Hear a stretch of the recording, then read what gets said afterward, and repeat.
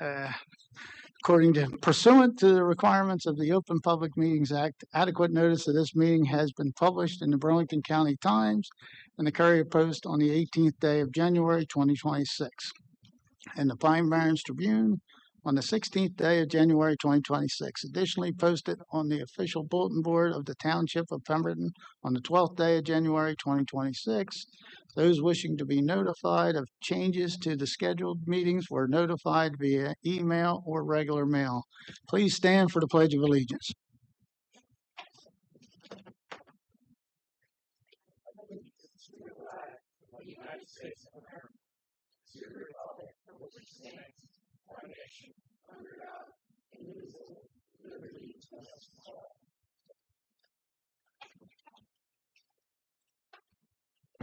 Roll call, please. Mr. Dewey? Here. Charla? Here. Mr. Ward? Here. Mr. Doyle? Here. Here. All right. There's no need for a closed session tonight for a change, so that's good. Mayor, did you have something, presentation you wanted to do? Good evening, everybody. I want to recognize our employees. Two are not here. One is present, one is. So,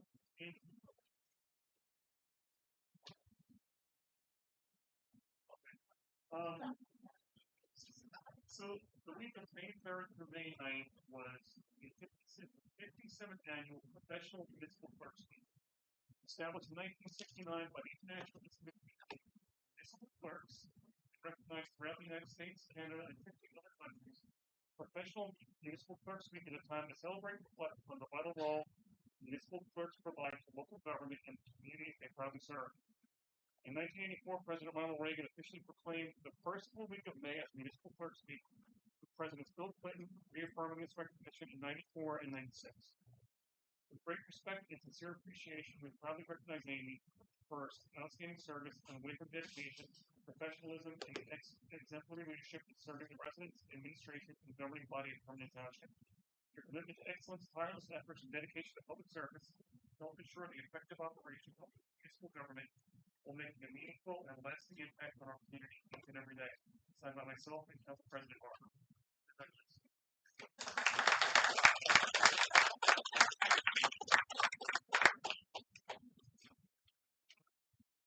I also want for Sunshine, but said the same exact thing. Just to put her name on. This next one is a certificate of excellence awarded to Kenneth Willits Jr. for consistently going above and beyond on a daily basis. Your dedication, hard work, and commitment to excellence are greatly appreciated and serve as inspiration to others. Thank you for all that you do for the Pemberton Township community each and every day. Your efforts make a meaningful difference and are sincerely valued. Kenny, if you watch this thing on YouTube, thank you for everything you do. It doesn't go unnoticed. Signed by myself and Council President Barker. Thank you.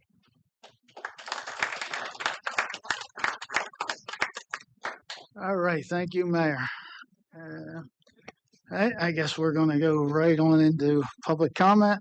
It is in council's intention to preserve the level of respect, courtesy, and civility required to successfully conduct the public's business. In this regard, the council should be addressed during the public participation as a collective body and not individual members. In order to respect the speaker's time, council members will not engage in a dialogue or debate with the speaker. However, the council members should feel free to ask the speaker a question or questions once recognized by the council president. For purpose of clarification, council members can offer comments on a speaker's remarks once the speaker has concluded his or her comments in their allotted 5-minute time frame. All right, people, who wants to be first for public comment?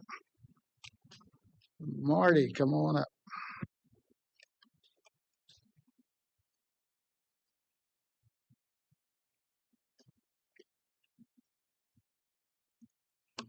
Okay, mine's pretty fast tonight. Good evening, Mayor, council members, and everyone here tonight, as well as those watching on YouTube. My name is Marty Graflanger. I'm the president of the BMIA, or the Brownsville Improvement Association. For those who are not familiar with us, the BMIA was founded in 1919 and is the oldest civic organization in Browns Mills. For more than 106 years, we have been dedicated to bringing neighbors together, improving our community, and carrying on our mission of neighbors helping neighbors. Membership in the BMIA is open to everyone and costs just $15 per person or $20 per family per year. So I'd like to remind everyone that we are hosting our 1960s dance party this Friday, June 5th at 7 p.m. at the BMIA building. BMIA members receive free food at all of our Friday night events. This will be our final Fun Friday event before our summer break, and we will return with Friday night activities in September. We hope that you'll join us for one more evening of fun before summer officially gets underway. We also want to remind everyone about our community luncheon of excellence on June 28th at 2 p.m. During this event, we will recognize BMIA members' families who have graduates moving on from preschool, 8th grade, and high school. We have gifts for each graduate, and children and grandchildren of current BMIA members are eligible to participate. The cutoff for this is June 20th, so make sure you contact me at 609-388-1305 to get your kids on the list. Graduates must be present at the luncheon to receive their gift.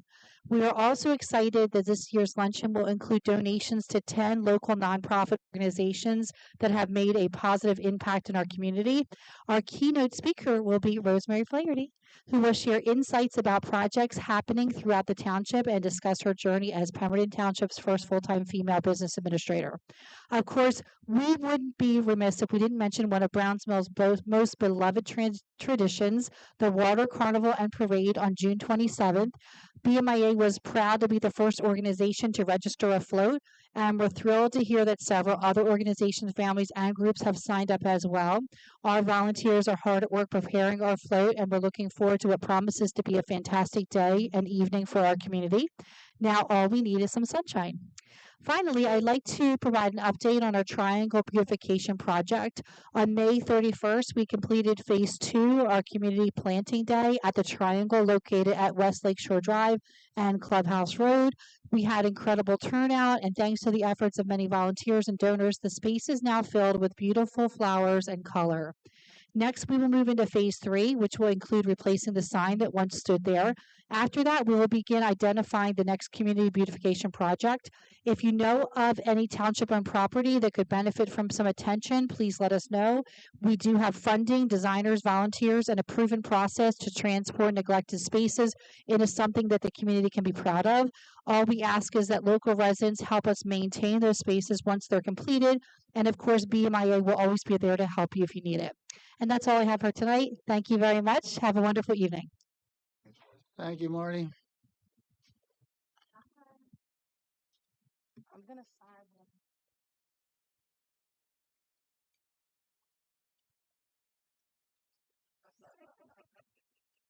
That'll save time. Hi everyone, my name is Jasmine Poole. I just want to make sure I put all this down real quick. I've never been up here to speak, but if you're on Facebook, I'm pretty sure you've seen some sort of post from me at some point. But I'm an educator here at Pemberton Township Schools. I am also the director of the Center Youth Outreach Program, and I am also the CEO and founder of Jesus People Elite nonprofit. A little bit about the center. It is located in Pemberton Borough, but it serves up to 162 kids a month that go to Pemberton Township schools between grades 3rd through 8th. And then my high school students, lucky me, they volunteer, and that helps with staffing and supporting the kids. With homework, we do homework, tutoring, hands-on enrichment programs, mentorship groups. The high school students are sort of mentors for them twice a week. We are open 4 times a week, and we proudly serve many of our local youth who are often home alone, often after school, and legally they're not of age to be home alone. So we are open, and it's free. We serve meals every night to them. along with helping them with their homework. And we have 4 enrichment programs: young engineers, future physicians, where we partner with Deborah, along with our culinary creators program that we house at Pemberton Township High School with Mr. Monchi. The reason why I'm here tonight is very specific. Our mission at the center is to be the person you needed growing up. So with that being said, I'm here to just introduce myself to you all and just make sure that you know who I am. And I also would like to just shine light on the flyer that I gave you. That event is in support of the Center Youth Outreach Program. Being that it's a nonprofit organization, we solely work off of donations. So this fundraiser is the only fundraiser we do all year. So this is a community effort to raise money to keep the center open. It's 100% free for all children. And like I said, we service 162 kids between grades 3rd through 8th. So you guys being there, showing your support would be phenomenal. It will build that trust, that camaraderie. And oftentimes kids love it when they see people that are leaders in our community attend events for them. So with that being said, Peace on the Streets is a community day, a family-friendly event that brings our community together, a day that features all age group activities from bouncy houses to basketball games, community vendors, local businesses, food trucks, face painting, music, and so on. Tonight, I am here to personally invite you to Peace on the Streets. And it is important that we bring peace to Pemberton Township. So this is something that we've been doing for 7 years. And it's a great fundraiser. So I think you guys will love the car show. That's one of the special features of the event. We have roller skating. We also have a couple teams from around New Jersey and Pennsylvania coming to Pemberton Township this weekend. So it's pretty cool. So thank you all so much. I hope I don't miss anything because I don't plan on coming back up here unless if I'm asked to. But God bless y'all. Thank you. Have a good night. Mr. President, may I? Yes, go ahead, Mayor. So I drive by the center when I go home at night, and there is so much activity going on out there. You're out there with the kids sometimes. I've yelled out the car at you a few times. I'm grading papers and You're watching doing it. something, but you're doing a great job with that. I think Thank you. I sent you a message. I said, keep doing what you're doing, Yes, you and you're did. doing it well. Thank you. I'll see you on Saturday. Yes, I'm so excited. We got a lot of cars coming for the car show, so I'm really excited about that. And a lot of teams that are not from this part of New Jersey, they're coming here and getting hotels to play in Pemberton. So it's pretty cool. They're coming here for the weekend. So we wanna make sure that it's a nice time for them and a good experience because a lot of them are from Philadelphia, Pennsylvania, parts of Pennsylvania. Some are even traveling from DC all the way here to play in this tournament. So it's gonna be great. So thank you. All right. No Thank you. questions, right? No, I no have questions. one, Good. Jeff. Go Okay. ahead.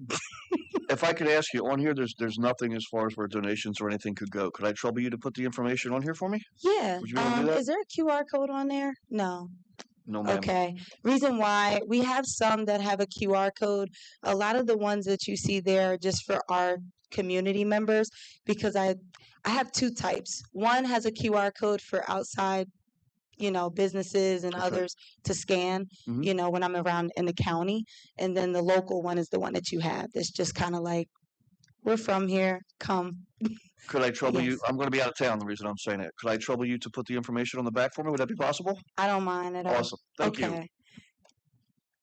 Is my cell phone?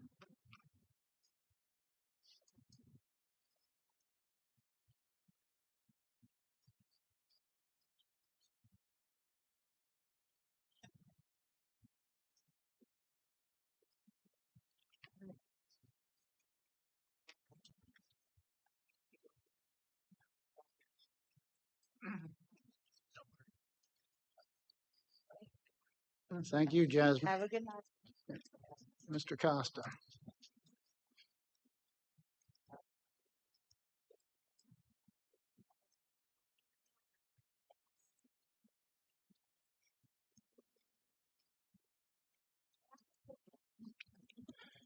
Good evening, everyone. Alexander Costa, 2950 Route 70. You know how we like to roll. I'm going to jump right to the resolutions. 176, 2026. My question is, how much will this contract be? 177, 2026. How will this grant be used within the police department? 178, 2026. Is this playground equipment that's being purchased, is it being purchased out of the temporary budget or is it being covered by a grant? 179, huh? Oh, 179, 2026. What will the township use this grant money for? 182, 2026. How much will the engineering service cost, and what company will be doing the work? 183, 2026. I'm very glad to finally see the bid get put onto the agenda for you guys to go out to bid. I hope a local company gets the bid and hopefully the work can start as. Alex, you reading the old agenda? Don't tell me you guys revised the agenda. Get here on time, Alex. Well, you know, I got things that go on at home. We do vegetable ministries. 183 is the correct. That's correct. It is? Yeah. Oh, For the light, for the lighting. yeah, for the light. Yep. So, is that all your questions or what else? I was hoping. Harry. Go ahead. Your time's almost up. Yeah. Oh, I reclaim my time. For new business, the only thing I'm really opposed to is the cost of how much this scanner is. Although I understand we need it, is there one that is cheaper that still does the same things, or was this gone out to bid, or is this the cheapest that we could get it for? And I just have a few more questions. How much is the bill list? And just a few personal questions and comments. First and foremost, our Memorial Day ceremony was very nice. Great speech. I could have made you what do you call it? The front page when you view the video. They call it clickbait. I could have used your photo when you were up there standing like, ladies and gentlemen, thank you for coming. I could have used your clickbait photo. I could have probably got hundreds of views with that. Secondly, we are only 17 days away from the water carnival, so please spread the word. The water carnival is happening. The rain date is Sunday. And I also wanted to just touch on the meeting that had happened at the last Wednesday. I just wanted to express my disappointment for how the whole thing went. We as residents went there to listen for solutions, and unfortunately, for whatever reason, we only got to hear about a bill, but we didn't get to hear about the meat and the potatoes that was in the bill, only what the bill would do. But when I come to events and informational hearings such as that town hall, I expected a lot more, and I also didn't feel it was appropriate to have a 14-year-old child sitting up there on the panel. I would have understood if it was a 17 or 18-year-old because, you know, they're getting ready to move on into the voting world. But a 14-year-old child is, in my opinion, just a bit too young to be up there. And I'm just ashamed of how it went. And then to be told I couldn't record that event, but then 5 feet next to me, there's a guy standing with a tablet recording the entire event. I mean, you got to be kidding me. Rules for thee, not for me, I guess. That was very, very upsetting. I hope if we have events in the future that are labeled for the community, that it does not happen to me again, because that was unacceptable. I know the old college is starting to be torn down. Do we know what's going to happen after it's all torn down? Have they approached the council or the mayor or administration about what's going to happen next to the property after the buildings are down? And lastly, can we please get speakers in the back of the room? I would like to have surround sound systems in here so that people in the back of the room can hear just as good as the people in the front of the room. And can we also make sure that the camera can include all these fine people over here, not just Roe and the mayor and the council. I mean, it's great to see you guys, but we would like to see the rest of you guys on camera too. And that's my comments. Thanks, Alex. Anybody want to take any of Alex's stuff? I'll take the one about the scanner. Sure, Oh, sure. Go right ahead. Well, in light of how we voted on the last one, I took it upon myself to speak with Public Works about that scanner. And they did solicit three prices. They came in at 9,000 and change, 12,000 and change, and I believe the last one was 14,000 and change. That's correct. So obviously the first question I'm going to ask is, why are we not going for the 9? Well, it's no secret you see what we spend on vehicles. And if that scanner is going to do 70 to 80% of our vehicles, but not 100% of them, when we have a problem, all we're going to do is turn around and we're going to send that vehicle somewhere else for somebody else to scan it. So if you're going to spend 9 and not cover all the vehicles, it doesn't make much sense. For another 3,000, it covers everything. So that was the reason they went for that one. Does it come with a warranty? I didn't ask that question. I would imagine it probably does. I don't see why it wouldn't, but again, I'm giving a suggestion. I would assume it does, yes. No, I understand. 176. Do you know how much that contract is? It's $1,127,000, $27,959. That was the low bid. And what about 177? Do we know how the money is going to be used? I don't. I remember reading it. We're accepting that, but it's being dispersed. I believe Right, that was the right. one Our amongst portion- 4 our different, portion 4 or of 5 it is different towns, and we're only getting 13,000. about, was it 13? Was that the number? Yeah. Only 13 of that is ours. That We're was- dispersing the rest of the other townships. I know Mount Laurel was in there. I think Willingboro was the high bidder, Yeah. just above us at 14,000 or high I think there were 13s. only 3. Was it 3? Three Okay. departments, yeah. So I'm assuming we'll probably use that money for like a vehicle purchase in the future. I don't recall what it said it was being used for. Yeah, I don't know what it was either. I believe it was for education. I thought, yeah. So, but I could be mistaken. I read so much stuff I can't keep it all straight. But I believe it was to go towards some kind of education for the police. So I could be 178. mistaken. 78 on the one I got. That's for the parks equipment. Is that what you got? Yeah, is that Yep, is that covered by a grant? That's being covered from an Yeah. existing account. He's I got it. believe we did a bond issue 3 years ago to improve a park every year, and that was part of that. Actually, this one's for Blueberry Manor. Yeah, I think that's one for this year to be done. So yeah, that's where that money's coming from.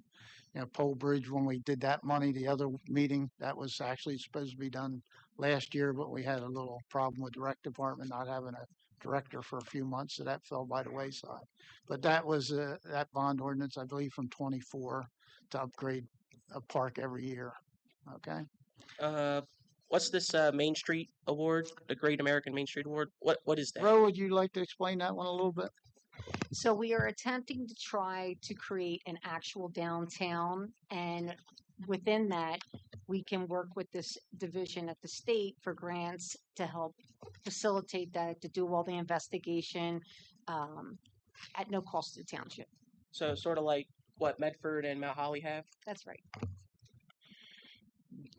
The engineering services, how much will that be, and who's going to do the services?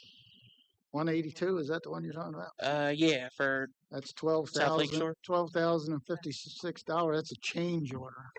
Yeah, Right. there was a small miscommunication. We got it fixed. So it's not actually for engineering services. It's for a change order to the existing contract for South Lakeshore Drive, phases 3 and 4 for extra drainage work that the contractor did within that project. It's all still within the grant amount that the township is getting. We did not exceed the grant. We were just able to do more drainage work than what we had originally awarded. All right. So this will, and 183 authorizes the bid. So how long will the bid be open? Is it like 30 days or a month? Well, We little usually more put than a that month. out for 2 weeks. 2 weeks? Usually. When we put out a bid, usually a 2 week.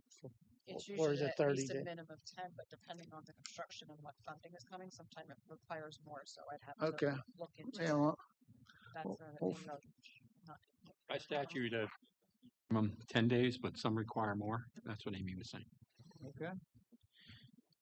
And you answered the thing about how much is the bill list? Charles, you want to give him that one? I know you looked it up.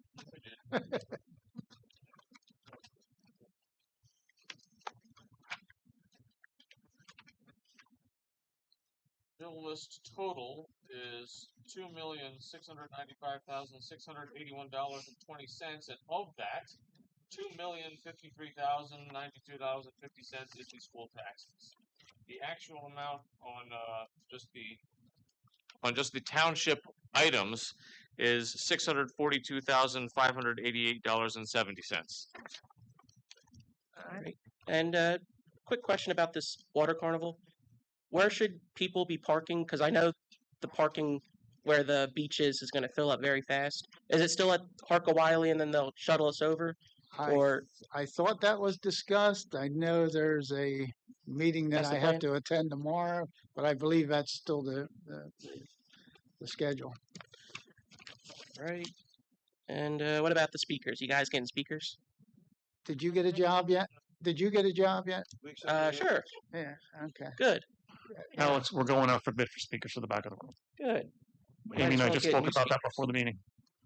And I'd get new microphones too, because let's be honest, Hey, you whoa, guys whoa, sound whoa! like You're robots. asking for too much now. You're asking for too much. Hey, don't Well- spend all your mom and dad's tax money. When Well, you start, They have encouraged me to spend a little bit of it. So 3% becomes 4%. We're going to send the residents your way. All right. Hey, and Alice, your comments on that meeting that happened last week, that was not a council meeting, that was not a township meeting, that was a It was a town hall. town hall meeting. As far as I know, it was Senator Tiber's meeting. So wasn't ours. I was just invited. That's all I know. I got a text message that said it was a community event.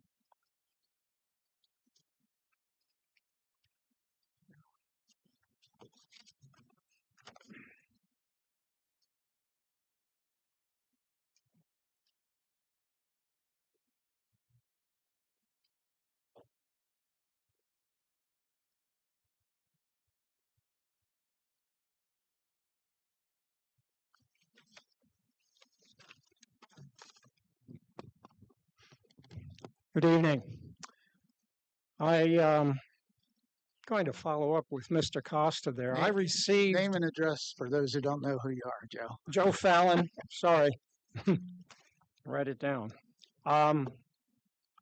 Clubhouse Road. I received Mr. Costa there. I received that text message, invitation, whatever you want to call it, for that meeting over in Presidential Lakes. And I had questions because it did say community in that brief message 3 times. I didn't think it was some kind of a Council of Elrond from the Lord of the Rings or some kind of a meeting that was secret, but I understand you all were there, including the mayor. And I'm just wondering if there's any information that came out of that meeting that you can share with the public. I mean, reading what was in that message, I thought there might be actionable information or something that was of import. I mean, you all attended. So that's one question.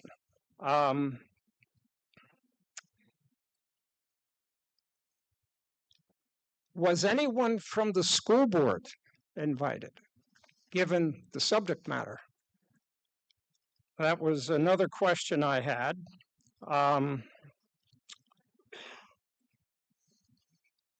And again, I don't know who put that message together, but if it was supposed to be an exclusive meeting, it didn't indicate that. I would have attended had I not already had a previous appointment. I didn't get the message until late on Wednesday afternoon. So moving on from that, a couple of things, and this is kind of conflated together. It's all about the budget, not just necessarily our budget, but also the school budget. Did a quick lookup, which I'm sure you all have done, but given the fact that over 20%, 20.5% according to the census, of our population is 65 or over. Another 8%, 8.4% are living in poverty. So we're, approaching 30% of the population that I'd say would be income challenged. Maybe 25%. Some people happen to have retired well or lucky, but a lot of people are not so lucky. So when we're talking about the budget and we're talking about the school budget, you all, as the township, are the tax collectors. And therefore, people will be coming to you for answers. Now, I wasn't here at the last meeting when there was an unfortunate incident. And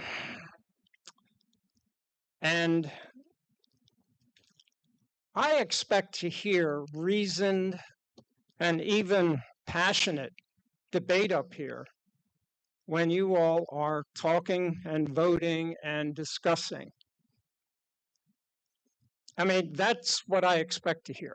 I don't expect to hear you all in lockstep voting, and when you are opposing or affirming, if you're in the minority, I want to hear those reasons, because I think the public will have a better understanding about what and why a vote is taken. It's not, I didn't expect, even though you're all from the same party, I would expect you'd have opposing or differing views over any particular bill or bill that may come up or actions to be taken. I don't expect that you're all working off the same page, because you have to have different ideas. In regards to that unfortunate event, because it came into the public business, I have some questions, and my time just ran out. So you get away. But I'm concerned that the word vendetta was used, and I'm concerned of how it's going to impact, moving forward, the business of the municipality. Because I have some issues. Obviously, stuff went on back there that we weren't a party to, but it is a concern.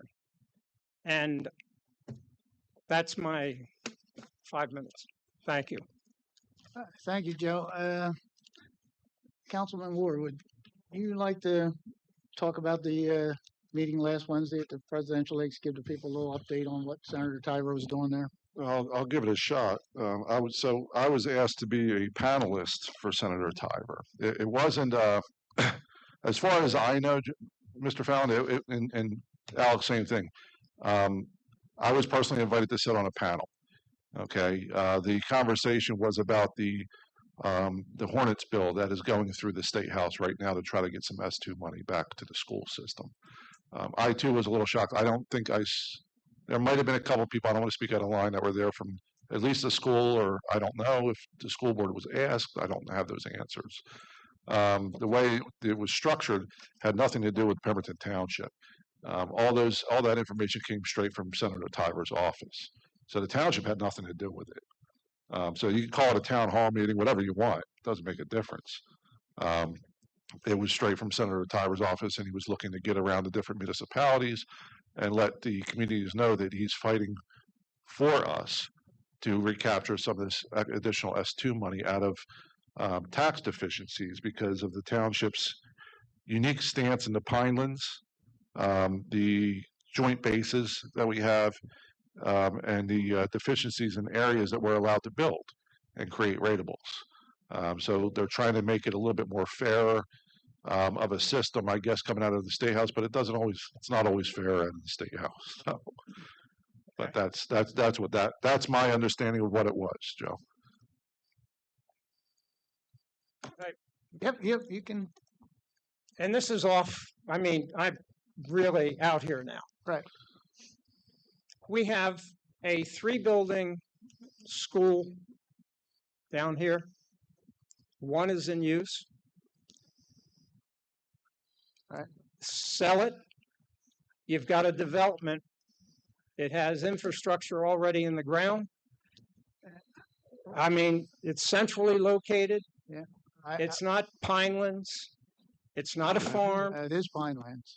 It's It's in the Pinelands, but well, it's and again, it's the schools.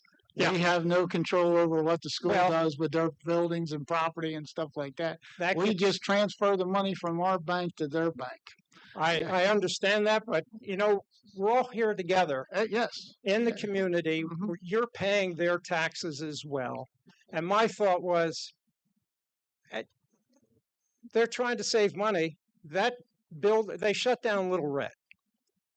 My son went there as one of the last classes. But the idea being, if we're trying to develop smart and save money at the same time, school board, they have property. And it's valuable property, and it's sitting there, 2/3 empty. So I just wanted to bring that up as part of that. It's conflated together. It's Right, all I that. understand, Joe, and Thank you. All right, thank you I for your used up input. more than my 5 minutes, and I apologize. All right, that's no problem, Joe. Thanks. Joe, if you want a longer discussion afterwards, I'll be more than happy to facilitate that with you. Okay. Hi, my name is Sharon Roth. I live on Arnie's Mount Road. Now, I know I am behind the ball on this, but I was out and didn't get all the information. Can you answer just a few questions for me? All right. How many houses are being built on the Greenberg farm? How many are proposed to be built? 345 homes. Are they single? Are they 2-story, 1-story? What? I know they're all single family. That's about Single family, not 55 and over? it's 55 and over single family homes. Yes. Oh, okay, that's fine. Where are the entrance and exits going to be? I got it. They're all on North Pemberton Road. Okay. All right. That was a big concern of mine. And I'm really concerned about the water and the sewer runoff. I heard we're at capacity through people I've talked to, saying that we're at our limit with the water and the sewer. And I have a big issue with the water because I'm down at the bottom of the hill, so to speak, and all the water comes onto my property. So I don't need any more additional. I got a little pond when it rains. And they put drain pipes in there, and you can just see the water just flying down the road. So I'd like to know where that water runoff is going to go. Well, as far as stormwater runoff, they have to do it according to the law with retention ponds and stuff. All Our of the engineer stormwater, can- all of the stormwater runoff from the development will be contained within the site. It's not. I cannot say that during construction you might not get some additional, but once the site is fully developed, everything will stay within the site itself. It will not be added onto the runoff in the area. Okay, but you should come down my road sometime when it's pouring.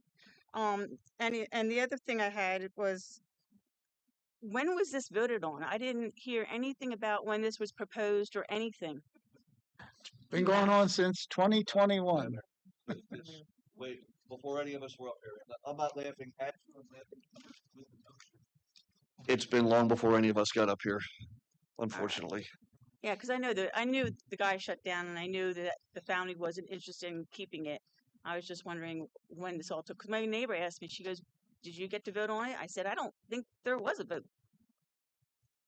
Okay, well, that's all I had.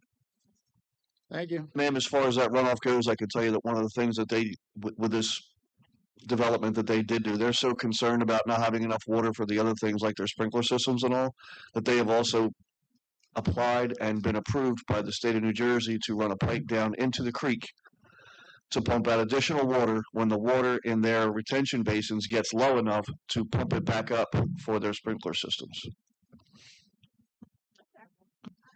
My guess is they're probably going to try to keep every drop of runoff they possibly can.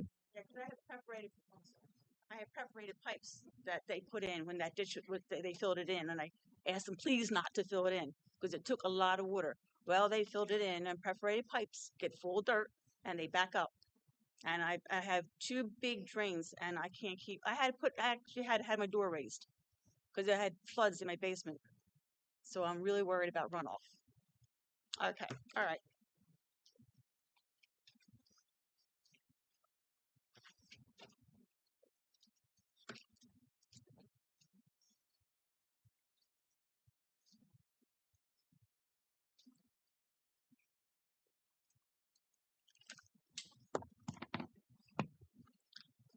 Pat Guthrie, 317 Birmingham Road.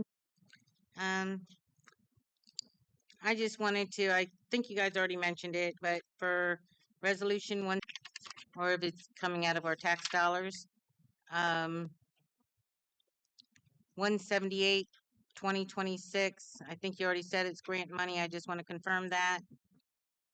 And I was curious about the 183, 2026. Is that the plans that we had the business committee come up and say they were going to do the lights and fix up the bridge and straighten up all of that stuff? Because I know I've seen the plans and it was beautiful. The business committee did a wonderful job putting that together. And I wanted to bring up last time we were here, I was really nervous, and I'm always nervous when I come up to the speaker. And a couple people kind of misunderstood what I was saying. So I just want to say, I honestly think all of you guys are doing a wonderful job. Councilman Dewey, Councilman D. Charleroy, I'm not sure if I pronounced it right, Council President Harper, Council Doyle, and Councilman Ward. You guys have done so much to make things more transparent here in the township. Back when all of these developments and things that were being done for warehouses and housing, tearing up our farms and our forest, you guys didn't have control over that. And now you're trying to make the residents and everybody involved in letting us know what it is that we want. And then on top of that, we're actually seeing things happen. The Browns Mills Acme Center, that has been a long time coming, and you guys are doing wonderful things to get that going. Watching BCC get torn down is wonderful. The events that we're having here in our community, more people are getting involved. We have the Water Carnival on June 27th, the Farm Fair from July 21st to the 26th, National Night Out on August 4th, and the St. Anne's Carnival from August 11th through the 15th. We have so much wonderful stuff going on in our community. The farmers market that you guys put together in Browns Mills for the first and third Saturday of each month. You're doing an outstanding and wonderful job. I know some of the things that come up, people are not happy with, but what a lot of people don't understand is kind of like the Greenberg Farm. This happened way before your guys' time.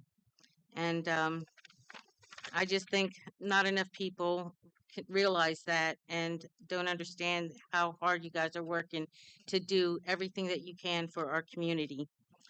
Even the YouTube wasn't even up before for the meetings. People were asking for it. The previous council would not do it.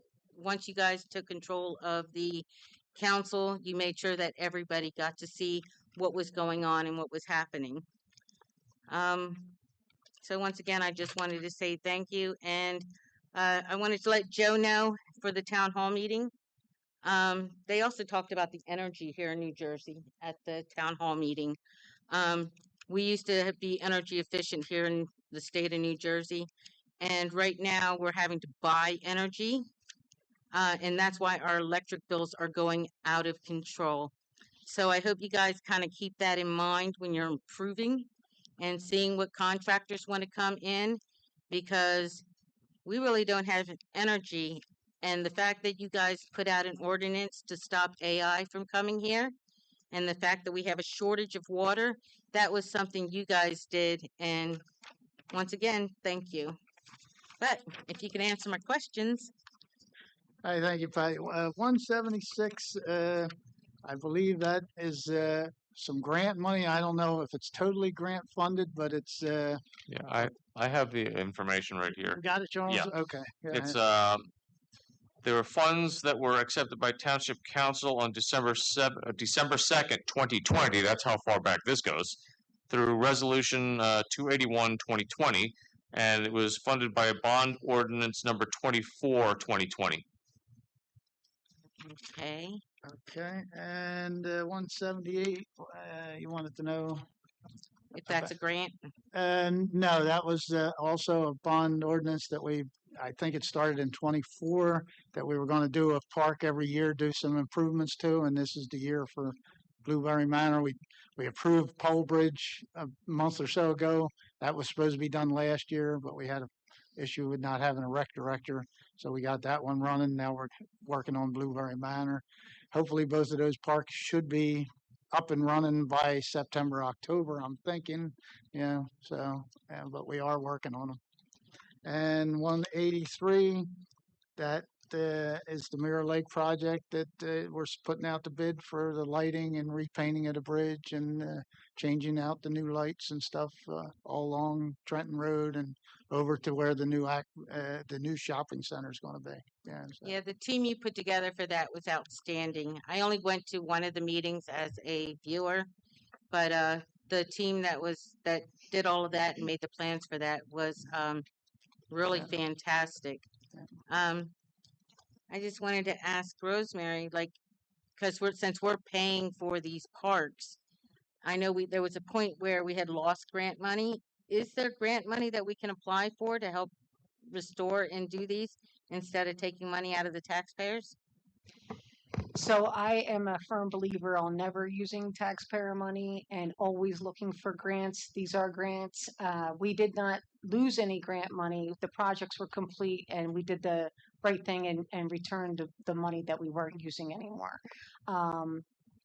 Main Street USA, which is part of the grant that I have on here, that is going to be used again, like to help facilitate improvements. The TASA grant, we're going to be applying for the 2027 TASA grant. 2025 TASA grant, we were awarded almost 1.1 million. So those improvements haven't even happened. So simultaneously, those improvements for the TASA, the Mirror Lake Bridge, that improvement project from Mirror Lake to Pemberton Commons, that's going to be happening at the same time that shopping center is getting built. So it should make a drastic difference down there, which, I hope, kicks off like different opportunities for the businesses through the UEZ. So grant money is the way to go. Try not to use taxpayer funds at all costs. And I failed to mention you're doing a wonderful job too. I had the pleasure of seeing the BMIA do the triangle too. And I tell you, more people really should get involved with the BMIA because those ladies and everybody out there is wonderful and did a beautiful job out there on the triangle, and it looks gorgeous. But thank you, guys. Thank you, Patty. And thanks for your vote of confidence for all of us up here at the dais. And we couldn't do it without the support of all the full-time employees, that's for sure. Yeah.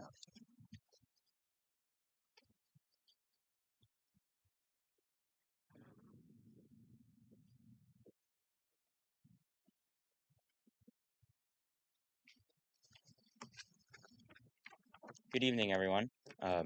Council, mayor, and department heads. My name is Ryan Wentworth. I am a Life Scout in Troop 145B, and today I've come to talk to you about my Eagle Scout project, which is to install a new 30-foot flagpole for the Browns Mills United Methodist Church. Now, an Eagle Scout project is the final step in a Scout's journey to become an Eagle Scout, and it shows the Scout's leadership and dedication to helping the community. I've chosen to dedicate my Eagle Scout project to the church as they've given so much to help my troop as they've allowed us to use their space freely for the past few years. Now, I plan to install this flagpole by the corner of their property right behind their sign, which will make it visible for the whole community. To better highlight the flagpole, I also want to add a brick pathway surrounding the flagpole as well as a garden surrounding that to improve the aesthetics and make it stand out. And although I do accept monetary donations, I plan to fundraise this project through a program called Scouting for Scrap, where I will be collecting scrap items that will be traded in for money. I plan to run this project through June and July in order to build up enough funds. In order to get help from the community, I've created a Facebook page called Scouting for Scrap Pemberton, where we will be letting people know, where we can let people know if they have any scrap that I can come pick up. I do have a handout which I will be giving out at the end of my presentation, which has the contact information and a general list of scrap items which I will be collecting. But if it has metal, I'll take it. My budget for the project is around $3,500, and I've raised roughly $1,300 so far, with a few $100s worth of scrap sitting in my backyard. And any extra money that is raised from this fundraiser or from the donations will all be donated to the church themselves for them to use in future projects. My current plan for the timeline of this project is as I will be fundraising, collecting materials, and doing detailed planning for the next month, and hopefully be able to start construction by July once I am more free from school. And I hope that I will be able to create an amazing project to help improve the community and the Browns Mills United Methodist Church in the best way I can. Thank you. Anyone have any questions? And I have flyers as well.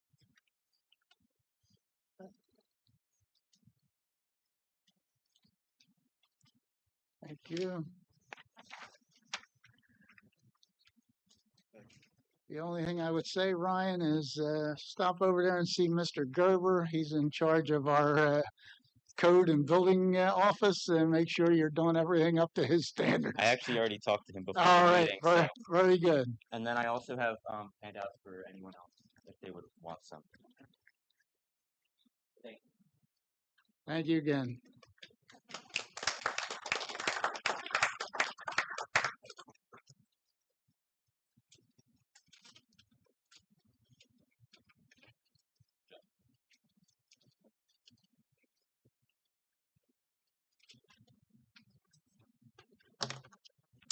Good evening, everyone. I just want to take a couple of minutes to share some of the outstanding accomplishments that are happening at the high school. First, congratulations to our JROTC program. They earned first place at the VFW annual parade on the Wildwood Boardwalk this past weekend. The cadets proudly represented Pemberton Township while marching alongside VFW members and the JROTC programs from across New Jersey. Their dedication, teamwork, motivation, and leadership earned top honors and reflected the very best of our school community. I'd also like to recognize our track and field program for outstanding showing at the state championships. Our student athletes competed against some of the best competition in New Jersey, earned personal best performances, achieved top finishes, and qualified athletes for the Meet of Champions. We are very proud of them. Additionally, our baseball team program recently concluded its season after matching its highest win total since 2023 with 11 victories. We are proud of the tremendous growth shown by the team and congratulate the players who earned Burlington County Scholastic Lead All Freedom Division honors. The players are mostly underclassmen, so we're excited for a great season next year as well. Another exciting achievement comes from our students who are currently representing the Pemberton Township High School on the national stage in Atlanta, Georgia. Mark Williams earned the opportunity to compete at the National Skills USA competition after winning the New Jersey State Championship in power equipment. Joining him are members of our TV production program. They are also competing currently in Georgia. They are showcasing their talents among the best students in the country. We are grateful to the Pemberton Township PBA for their generous $500 donation to help support Mark's journey. And we wish all of our students the very best as they represent PTHS and our community. Then on Wednesday, we hosted our annual Senior Awards and Scholarship Night. Hundreds of thousands of dollars in scholarships and awards were presented to deserving students. It was an inspiring evening that celebrated years of hard work, perseverance, leadership, and academic achievement. We are grateful to our community partners, organizations, businesses, and donors who continue to invest in the future of our students. Looking ahead, this Friday is prom, and it will take place in Cherry Hill. As part of our ongoing commitment to student safety, we would like to thank the Pemberton Township Police Department and Billy from Always Towing for partnering with us on an impaired driving awareness campaign. There's a vehicle that was involved in an alcohol-related crash currently displayed outside the high school as a powerful reminder of the importance of making safe choices. Our message to students is simple: enjoy the evening, look out for one another, never drive impaired, and remember that friends don't let friends miss tomorrow. And before I conclude, I'd like to say that many of you know I will be transitioning into a new role and stepping away from one that has been a significant part of my life for 13 years. On June 30th, my Girl Scout troop will hold our final meeting together. And being a Girl Scout leader has been the most influential, rewarding, and meaningful accomplishment of my life. Over the past 13 years, I've had the privilege of watching young girls grow into confident, compassionate, and successful young women. Together, we have served our community, traveled, learned to overcome challenges, and built friendships that will last a lifetime. As I prepare to close this chapter, I wanted to make sure our troop's legacy would continue. This year, I created the Roots and Wings Scholarship, which recognizes graduating Girl Scouts for their dedication to service, leadership, and community involvement. I am incredibly proud and humbled by the support that this scholarship received from local residents, organizations, and small businesses throughout our community. Their generosity has allowed us to celebrate and invest in the next generation of young women who are committed to making a difference. I am excited to share that I will announce the inaugural recipient of the Roots and Wings Scholarship at the next council meeting, and it will be an honor to recognize a young woman whose commitment to leadership, service, and community embodies the values of Girl Scouting. While it is bittersweet to see this journey come to an end, I am grateful for every family, volunteer, community partner, and Girl Scout who has been a part of these past 13 years. The impact that they have made on my life is something that I will carry with me forever. Thank you.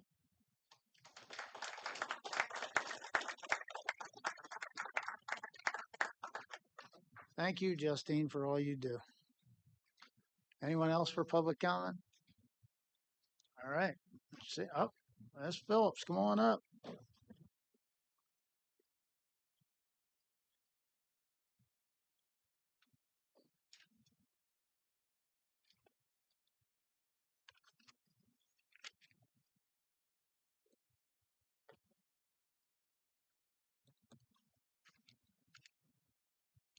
Good evening, everybody in general.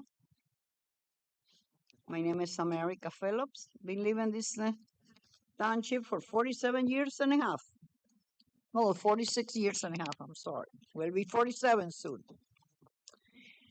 Okay, I come in here and I'm going to talk in reference to my town, to my development. Number one, on June 1st, I left my home where I usually take the main entrance. And when I'm coming down, I make my left on New York Road to Rhode Island or Washington, wherever they call it. Travel about less than 1 minute down. And I noticed this burgundy sedan coming up in the middle of the road. I try to get out the far I can get from this vehicle, and he continued coming towards me. I could not go no further. I have a fence there. I continue beeping in the person. I do not know if the person was asleep or whatever anyway. I was very fortunate. And what did I notice after that happened? He continued on Rhode Island towards, I guess, New York. I did not see him no more. What I noticed when I park my vehicle by the garden, by the entrance where I take care, I noticed the state when they built the road there and they fixed the road from the Route 70 to the fire lane, or before the fire lane. They did the road in the Route 70. They paint all the line. They came and paint the lines. Few feet only.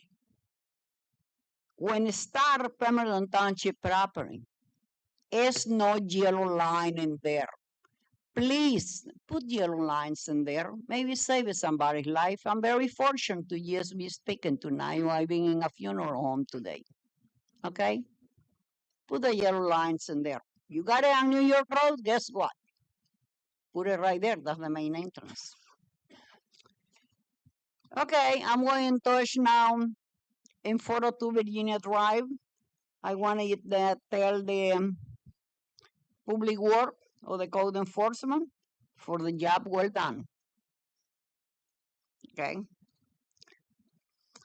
Then I'm going to touch on North Carolina. Like I say, I walk every day. I know on the North Carolina road, from New York Road will be the 400 block and the 300 block to my right, to my left, the 400 block.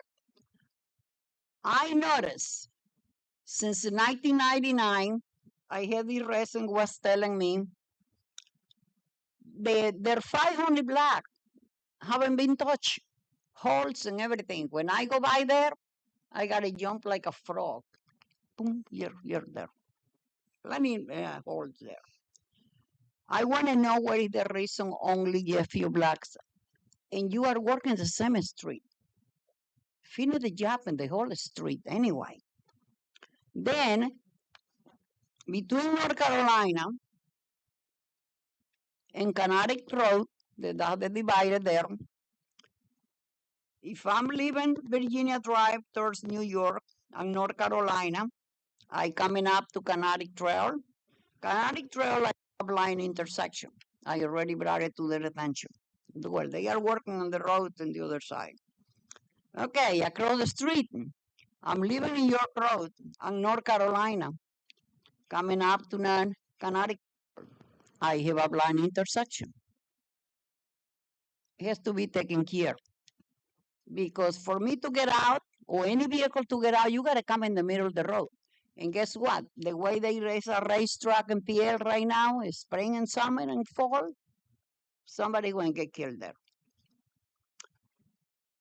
Okay. Now, my next question is, where are the portable pots? Please. I don't see it. Okay. My next thing, when I'm going to bring it up in reference to the parks, like Paul Bridge in the T&M Home Park. Those parks for the children has been granted to the Green Acres, those grants. Oh, you got to give me time, okay, because I need answer. Okay, I want to know that. Well, my next one will be in reference to the Greenwood Farm, Greenberg Farm, whatever. What do these people are offer to the residents will be living in there? Because I recall, I live in PL, and when they built the new development, SIP, we didn't got nothing, okay? Please, you be sure that these people get something. And the lady wasn't here. I'm pretty sure you guys living in there, or the engineer living next to the development, they're going to be sure that water is going to go somewhere, not to their home. Oh, okay. Ms. Phillips. Okay, my time is up. Thank you Yes, very answer much. me. We'll check on them porta pots for you, Miss.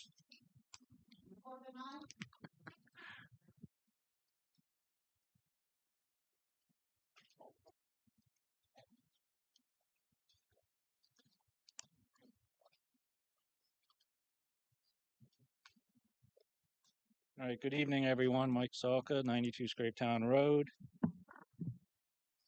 You better watch out when I'm not in office anymore. 2 words, plausible deniability. That was said to me after the last meeting. That is a threat. There are at least one council member and another solicitor that's over there that should have heard it also, because they were standing right by it. I have members of the public that said they can be witnesses if I want to press charges for the threat. I ask that that person resign from the council. Next, out of order. You'll need to review what is considered out of order. Just because you don't like someone's opinion and they might get a little loud is not out of order. Threats of violence, gross vulgarity, things like that are out of order. Mr. McGuckin knows a lot about this from Jackson, because they did it to somebody and that person won $500,000 in their lawsuit against the town. It is true. I can see it. You had to fight a lawsuit against you from the town because of it. I was dismissed from the lawsuit, and the lawsuit is still pending. I know the lawsuit was dismissed. That helps you at being an assemblyman. Okay. I got some questions. The rest of it's going to be about the introduced budget. I know you don't, it's not budget meetings, but I want to get some of this out in the air for now. The UEZ program, Urban Enterprise Zone program, went from $433,000 last year to nothing anticipated this year for revenue. That could be a grant, I'm not really sure. Increase in trash user fees. Last year, 400,000. You're anticipating 875,000 in revenue.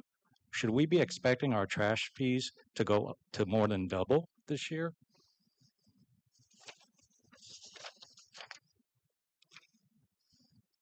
General administration salaries going from 188,000 to 298,000 in 1 year.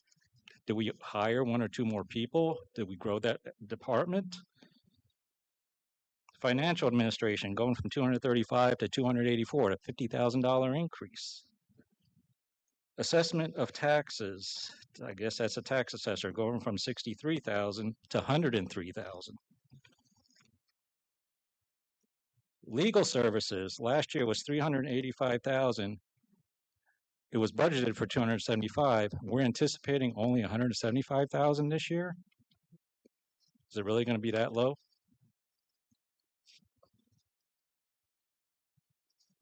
Zoning board from 55 to 75,000, an extra $20,000. Did we add another member to it or something?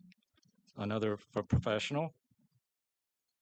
Planning board from 57 to 70,000. Are we adding another professional there part-time or something? Fire department went from 73,000 last year, anticipating 200,000. Other expenses in the fire department from 128 to 156,000. These are some huge increases in 1 year.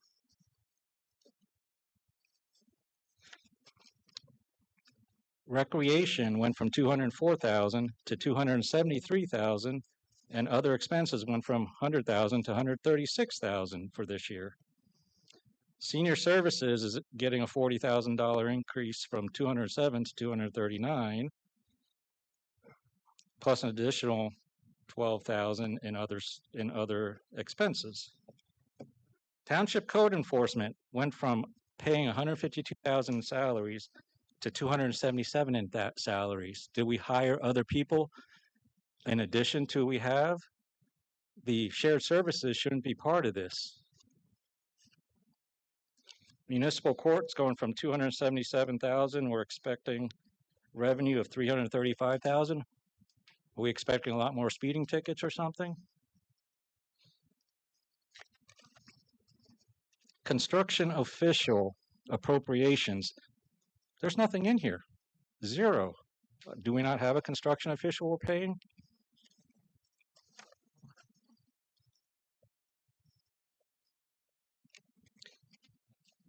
Sheet 22, shared services agreement. You have 2 of them here. Tax assessor for 32,000. Pemberton Borough SSA Goodwill Fire Company going from 32,000 to 52,000, extra 20,000. Where's the shared services agreement? Other shared services agreements we're paying for. We're paying 175,000 for a code official in a shared services agreement. It's not in here. How badly was this slapped together?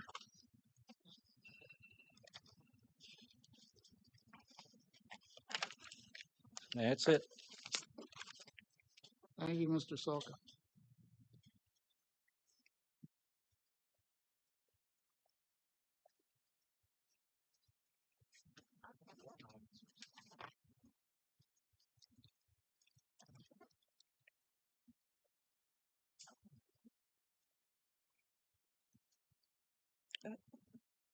I forgot I'm on Kinsley now. I was about to write Lemon.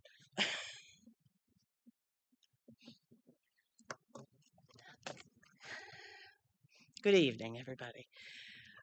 Good evening, Mayor, council members, administration, candidates, and fellow Name residents. and address, please, for the Oh, record. yeah. That's it. My name is Susan Sacco. I'm on 148 Kidsley.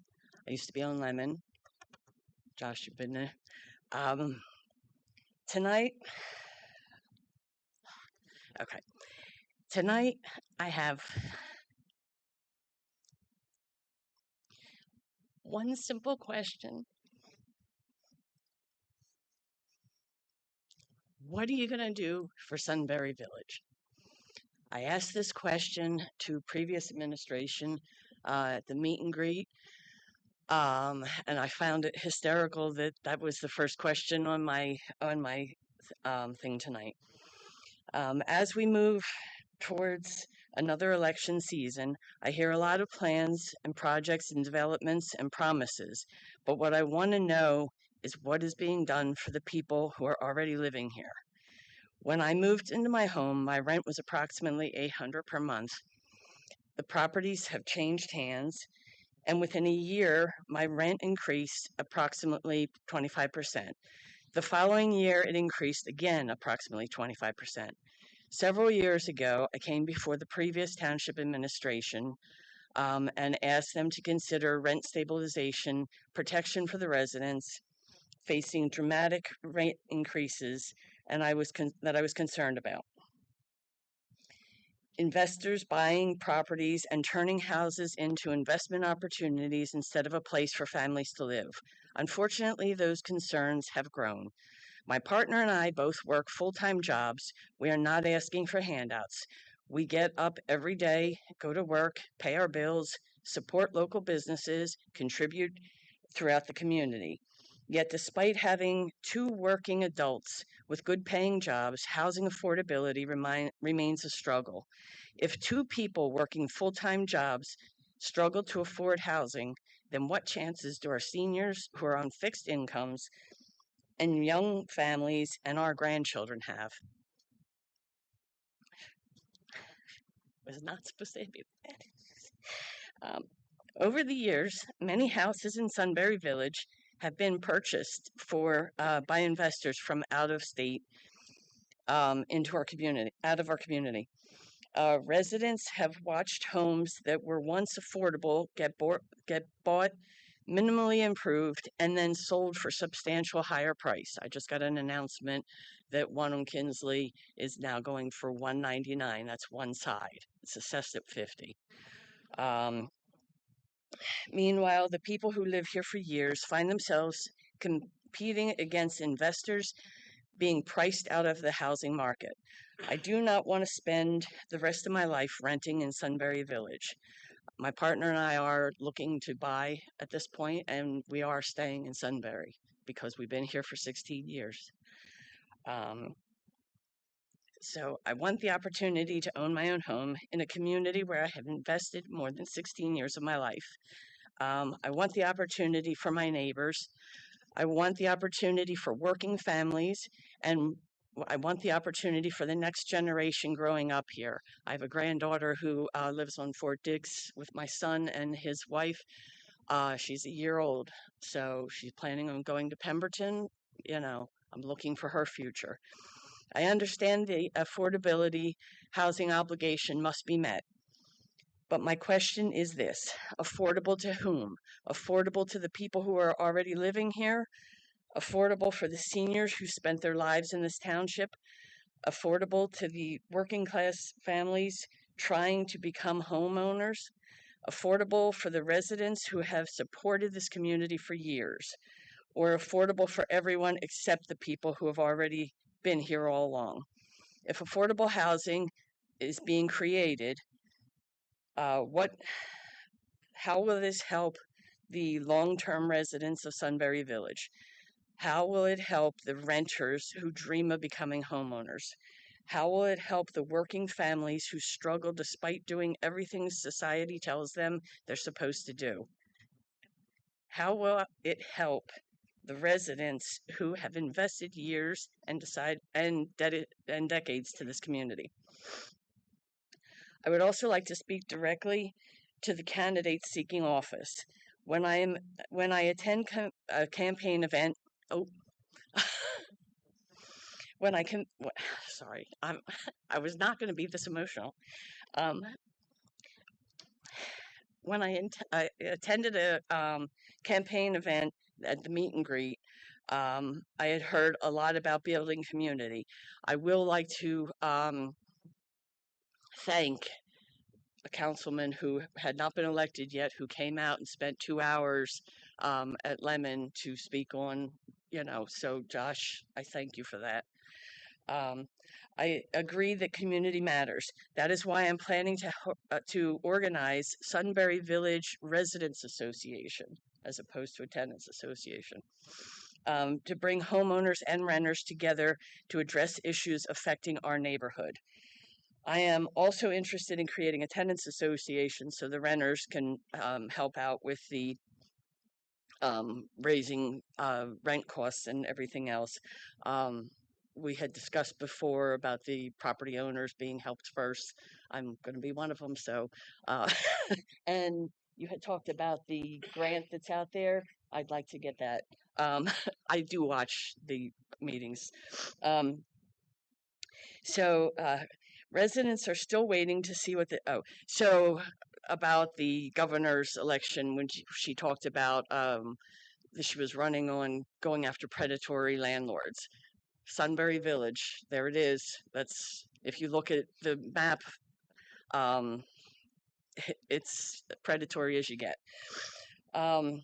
So I am willing to do my part as a resident. My question is whether our elected officials and candidates will do theirs. What is the township's plan to help renters become homeowners? What is the township's plan to preserve affordable housing opportunities? When the township plans to address the growing number of the growing investor properties, what is the township's plan to ensure the people who already live here have a meaningful opportunity? Discussing the 55 and over. And the people of Sunbury Village deserve an answer. We deserve transparency. We deserve opportunity. We deserve leaders who understand that the community is not measured about how many houses are being built, but whether the people who are already living here can afford to stay. So I will end with this where I began. What are you going to do for Sunbury Village?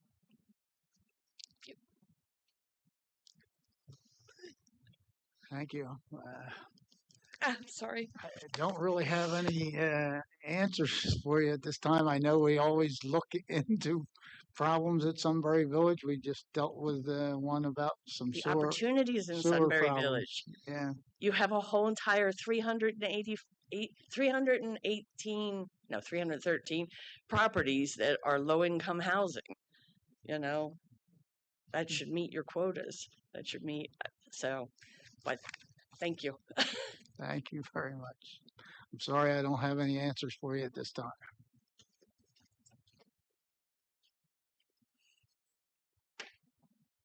Anyone else for public comment?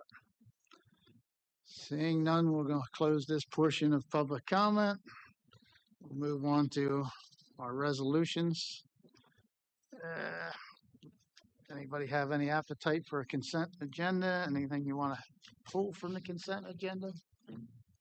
178, 2026. Okay. 180, 2026. 181, 2026. Okay. And 182, 2026. Okay. Anybody else have anything? Council President, would you pull 176, 2026, please? Yes, sir. Thank you. All right. With those being pulled, looking for an amended.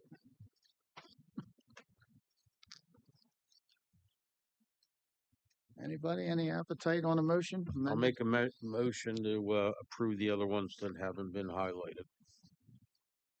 I'll second. All right. Yes, except for those pulled. Yep. Mr. Dewey, Yes. Mr. Doyle, Yes. Mr. Ward, Yes. Mr. DeCharleroi, Yes. Mr. Harper. Yes. All right. Josh, 176, I believe, was you. Yeah, the only question I have is, we went back out the bid for macros.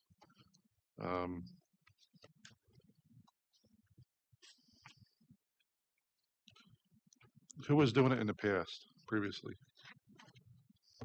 So this is one of the projects that stayed with ARH, so I don't have all of the information. But from my understanding, when phase one went out to bid originally, the bid was rejected because the township did not have enough money to do the project at the time. So we were able to get more money from the DEP because this is through the iBank. We were able to get more money through the iBank, readjusted the plans, and then ARH put it out to bid again. So I don't know who the original contractor was the first time when it went out to bid, but this is the rebid after the additional money from the DEP.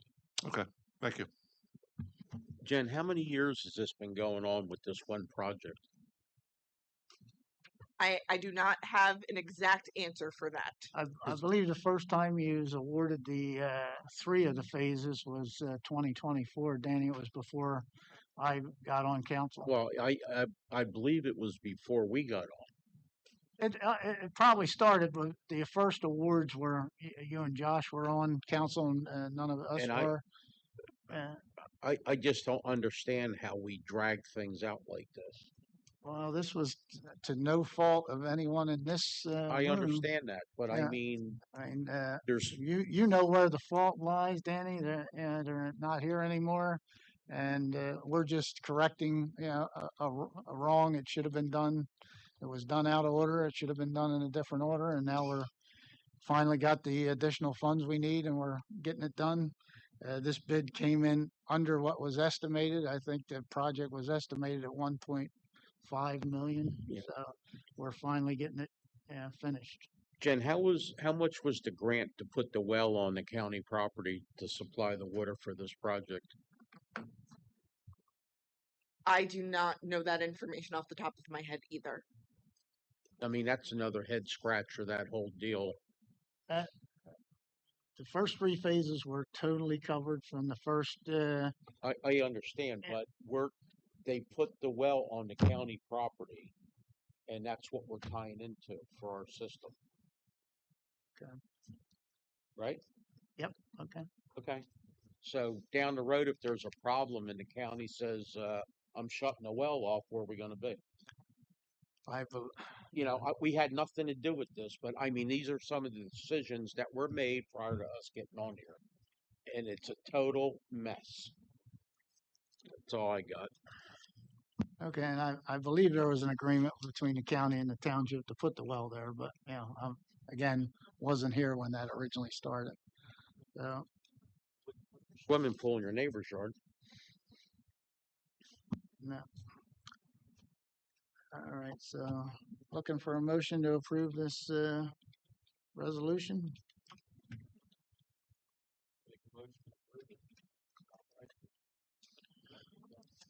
I'll second it, Danny. Mr. Dewey, Yes. Mr. Doyle, Yes. Mr. Ward, No. Mr. DeCharleroi, Yes. Mr. Harper. Yes. Moving on, what'd you say, 178, Danny, I believe, or 178. That was you. Playground equipment. Yes. This is another deal before we got on there. They were trying to get Pole Bridge through. And then they decided to rip out the playground because they had all the plans for this development. Now this goes back 5 years or more. And it still isn't done.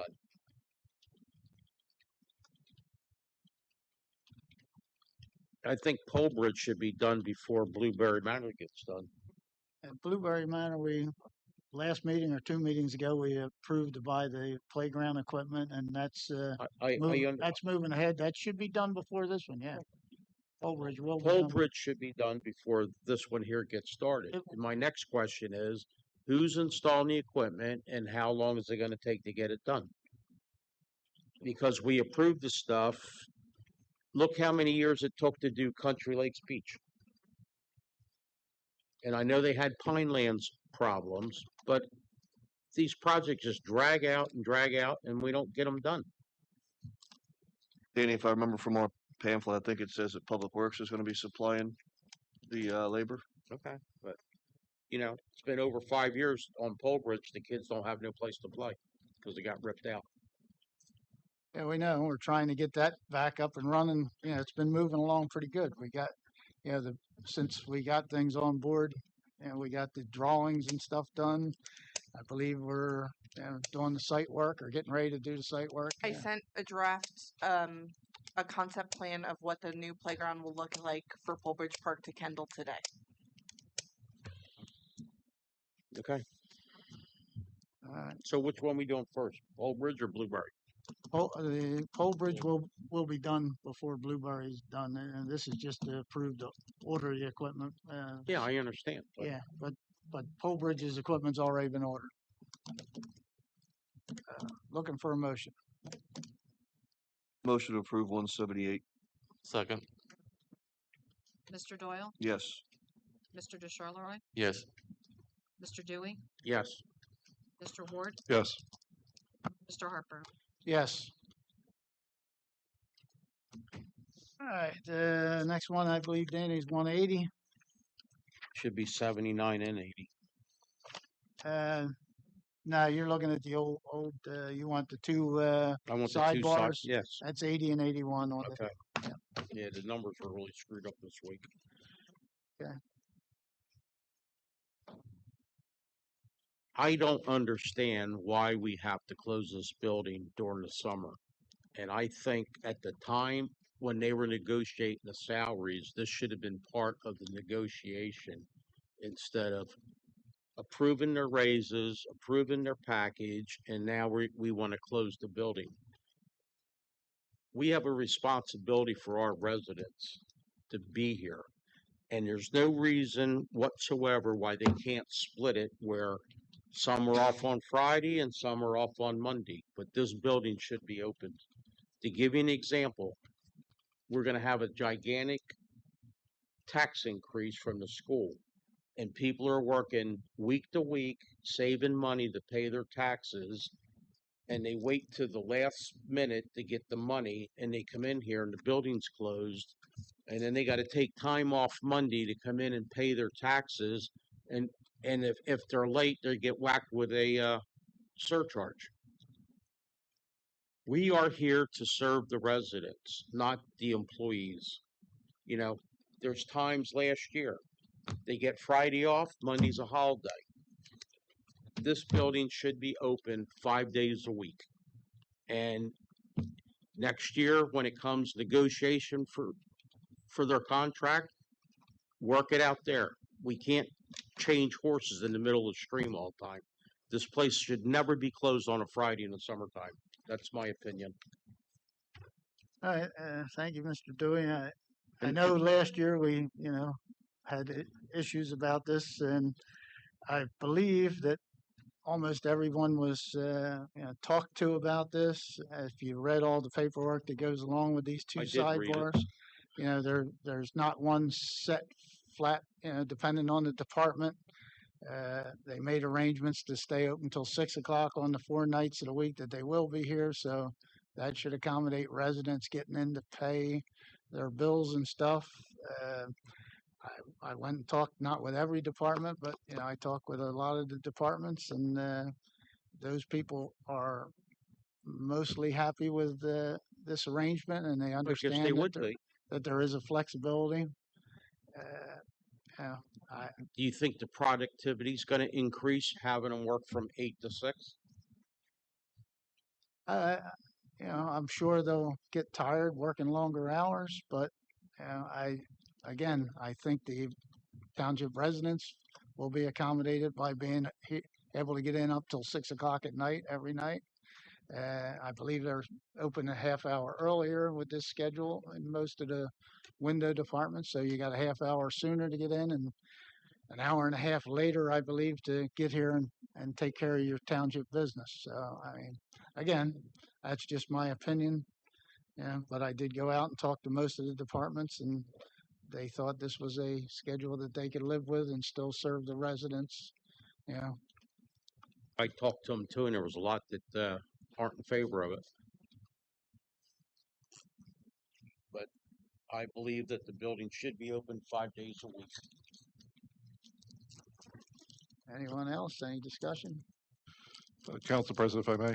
Yes, Mr. Ward, go ahead. So I do agree with my colleague on the other side there. I mean, we've been talking about this and arguing back and forth for I shouldn't say argue, that's a combative word, discussing over the past 3 to 4 years about this, and every year it comes up.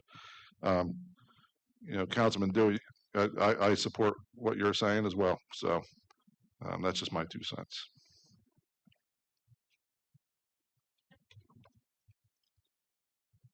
All right, with that, looking for a motion. Anything? Motion for 180, 181? I'll make a motion to approve 180 and 181.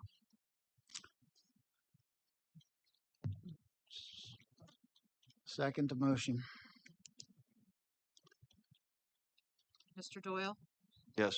Mr. Harper, Yes. Mr. DeCharleroi, Yes. Mr. Dewey, No. Mr. Ward. No. All right. Moving on. Ordinance for second reading, public hearing, and adoption.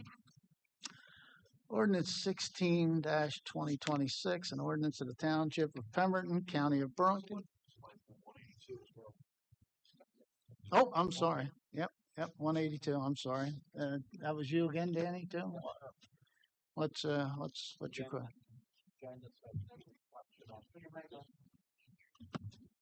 No reflection on you, but this is another project that's been going on for over 5 years.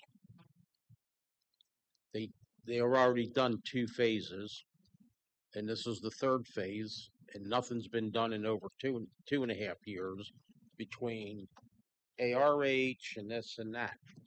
And my question is, when this project started, all the material and labor prices had to go up anyway, because there's another project that we're dragging down the road, a wagon with flat tires.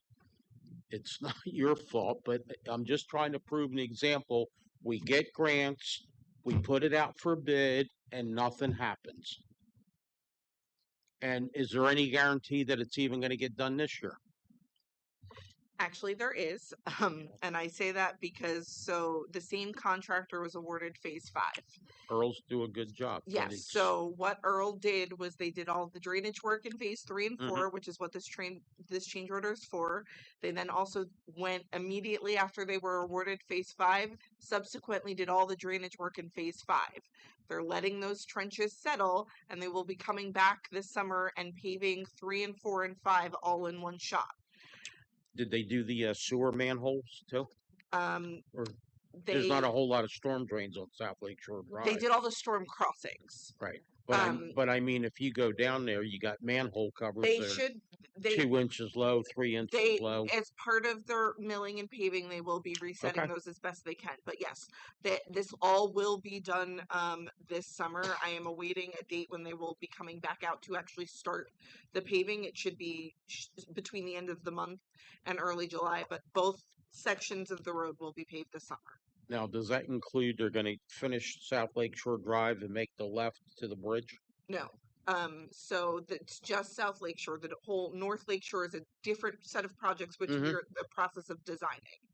I forget where the limits of this ends off the top of my head, but they're just doing South Lake Shore, and then we're moving to North Lake Shore. Because by the time they get to South Lake Shore, they'll have to go back to phase 1 and redo that. All right. Thank you. All right. If there's no other questions, looking for a motion on 182. Motion to approve 182. Second, anyone? Yeah, I'll second. Mr. DeCharleroi, Yes. Mr. Doyle, Yep. Mr. Ward, Yes. Mr. Dewey, Yes. Mr. Harper. Yes. All right. Now we'll move on to ordinances for second reading, public hearing. Ordinance 16-2026, an ordinance of the Township of Pemberton, County of Burlington, State of New Jersey, repealing and vacating Township Code, Chapter 162, Article 1, entitled Tax Exemptions and Abatement Program in its entirety. Anyone for public comment on this one? Seeing none. Any council comments, opinions? Did we ever get Greenberg involved in it? Is that eliminated out there? Or No, that, is that exempt? yeah. Is that the only one that's going to be exempt? Getting that far is under the grandfathering clauses. Well, I don't see how it could be binding if we had our attorneys. Did you guys look into it and determine that it can't be reneged? with Yeah, you everything can't go else? backwards. This is only going forward. Okay, if that's the way it is. My opinion, the one thing and peace of mind it should bring to us as residents is a lot of people make comments you hear all the time about backdoor deals and things like that going on. Well, what this eliminates is the possibility of that happening with a tax abatement, because for those who don't pay attention to what's coming up, it has to come back to here, and an ordinance will have to be created to be able to offer a tax abatement.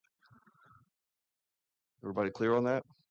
So there's no more tax abatement backdoor deals that anybody has to worry about accusing anybody of, because here you go, we're wiping it out altogether. Yeah, but basically this is what the residents were hollering at us about on the Greenberg project. So we heard you and we had an opportunity to get rid of it altogether, and that's what we're doing. So, there's no other discussion. I'll look for a motion. Motion to approve. Second. Mr. Doyle? Yes. Mr. DeCharleroy? Yes. Mr. Dewey? Yes. Mr. Ward? Yes. Mr. Harper? Oh, yes. All right, ordinance 17-2026, ordinance of the Township of Pemberton, County of Burlington, State of New Jersey, amending and supplementing Chapter 86 of the Township Code of the Township of Pemberton entitled Construction Codes Uniform, so as to revise various fees under the Uniform Construction Code. Anyone in the public wish to make a comment on this? Seeing none. Anyone up here on? Come on up, Miss Phillips.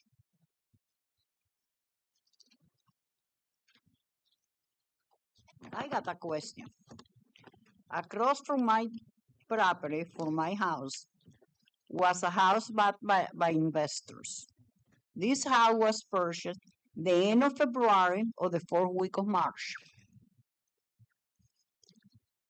And what happened? That investor got that house, and that house looked like a dumpster outside. I'm just waiting to see if he's going to do anything, because I will complain. If my place is clean, you clean your place too. Because you got money, it's not going to make no difference. Okay, I noticed they brought a lot of people working inside that house. They were 3 dumpsters plus a regular truck.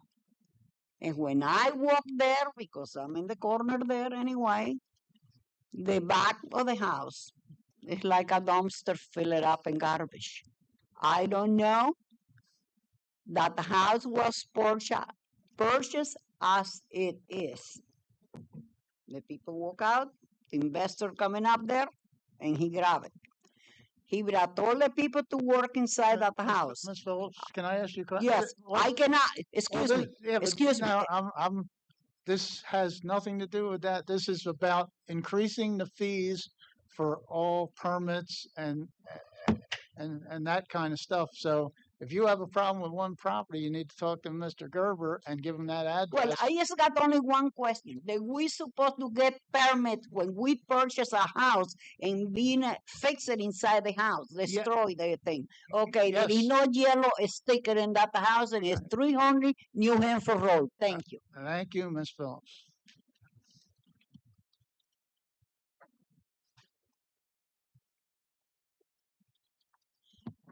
Mike Salka, 92 Scrapetown Road again. I'm in favor for this. My question really is, how do we have zero revenue in the introduced budget for code enforcement or this if we're actually charging fees? Good question. Anyone else? All right, if anyone on the council have any questions, comments? Yeah. Okay. All right, calm down. Aye, guys, no back and forth, please. Thank you. Council Go President, if I ahead, may. Mr. Ward, yeah. I just have one question for somebody. Like I read through this. It's not really it's a concern that I have. I just don't understand the logistics behind it. But what is it? 13 under tanks, 13 E, demolition or abandonment of tanks, UST, BST, or AST. I understand what it means. Number one, use group R3 and R5, which talks specifically about the zoning, we're changing it from 95 to 120. And then two, all the use groups shall be 170 to 225. So we're going up. I just have a question for administration, and I wish Tom was here, that I could ask him, but do we find this counterintuitive? If somebody has a property, let's call it a single level ranch, built in 1954, and they have a septic tank and it needs to get removed. Are we finding it counterintuitive would be my question for them to actually be paying for it to get removed since we're increasing the rates, as they could let the tanks sit there. I think we're going backwards. I understand what the intent is, but if we're talking about saving some money or people coming into the township and buying houses, I know, everybody probably on this council understands what I'm talking about. You buy an old house in Pemberton Township, Browns Mills, there's an old tank in the ground nobody knew about. Now all of a sudden, you're checking it out, and then you got to pay for a permit. It was $95, and we're going to 120. So just my question is for everybody just to contemplate what we're trying to do there. Are we trying to remove the tanks out of the ground and keep it economically feasible for residents, or are we trying to leave the tanks in the ground and make it somebody else's problem down the road? That's all I'm saying. Right. So thank you for your time. Josh, I don't know if they're with a septic. If you're putting a new septic system in and there's a prior tank, you're allowed to smash it in its place and backfill it. Yeah. But if it's an oil tank, it's right. a totally different category. Right. I mean, and I agree with you, Danny. Right. That's the point that I'm making. Yeah. It's got. So you got a 250-gallon oil tank in the ground. I've seen people before filling with sand. Well, that was a couple years ago. I know. They since changed. I mean, it was sand and cement. Now it's got to be taken. Now it's got to be taken out. To have the mediation person there to check the soil to make sure that there's no contamination. But with the septic, if you're putting a new system in, you got to pump the tank. You can smash the tank and backfill it. And that makes sense. So it's got to be smashed. It's just food for thought is all I'm saying. It's just I think I understand and I agree with the ordinance 100%, but it just seems like on that one, I probably would have left it the same. But that's just my opinion. Thank you again for your time. And it may very well just be there is an increase in, the inspection. I'm not sure, Josh, on that. Anybody else have any other questions? I'm only asking on that, Danny, is on a tank pull for something like that, what kind of money are you generally talking? Say I got a 250-gallon tank in the ground. I need you to come pull it. Ballpark, what kind of money are you looking at? Depends. I mean, if outfit. Yeah, clean dirt. You just got to pull the tank. You got to backfill, and you got to go dispose of the tank. Take soil samples. Okay. They have to be sent out. So, and that's general across the board with any tank pull. Yeah, I mean, you could be if there's no contamination, you could probably be easily looking at $2,500 for the full tank. Okay. The tank's got to be. You got to cut a hole in it. The tank's got to be clean just to take it to a junkyard. You just can't pull the tank out and get rid of it. Yeah. Okay. Yeah, I understand. But cut a hole in it so that they know that there's no flammable material in there. That they go to crush it and close the machine. yeah, I understand what you're saying. I was just thinking about what Josh had said. I mean, it only went up $30. So if we're talking about maybe a $300 or $400 job, you're not looking at much. But if you're dumping $2,500 into a removal, suddenly $30 increase in the thing doesn't really seem that much in my eyes. You're paying a guy to stand there while you dig it out. Anybody else? If not, looking for a motion for 17-2026. I'll make a motion to approve ordinance number 17-2026. I'll second. Mr. Ward, Yes. Mr. Dewey, Yes. Mr. DeCharleroi, Yes. Mr. Doyle, Yes. Mr. Harper. Yes.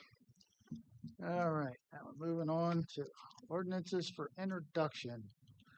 Ordinance number 18, 2026, ordinance amending chapter 148 entitled Rental Properties of the Code of the Township of Pemberton.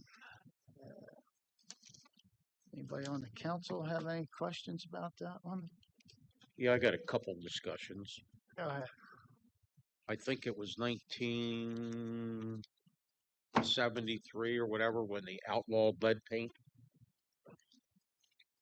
Is, you know, when it comes to trim windowsills, and you know, if you pull up to a house and it still has the asbestos shingles on it and it's got the regular windows, I would say, without even looking in the house, you got a lead problem.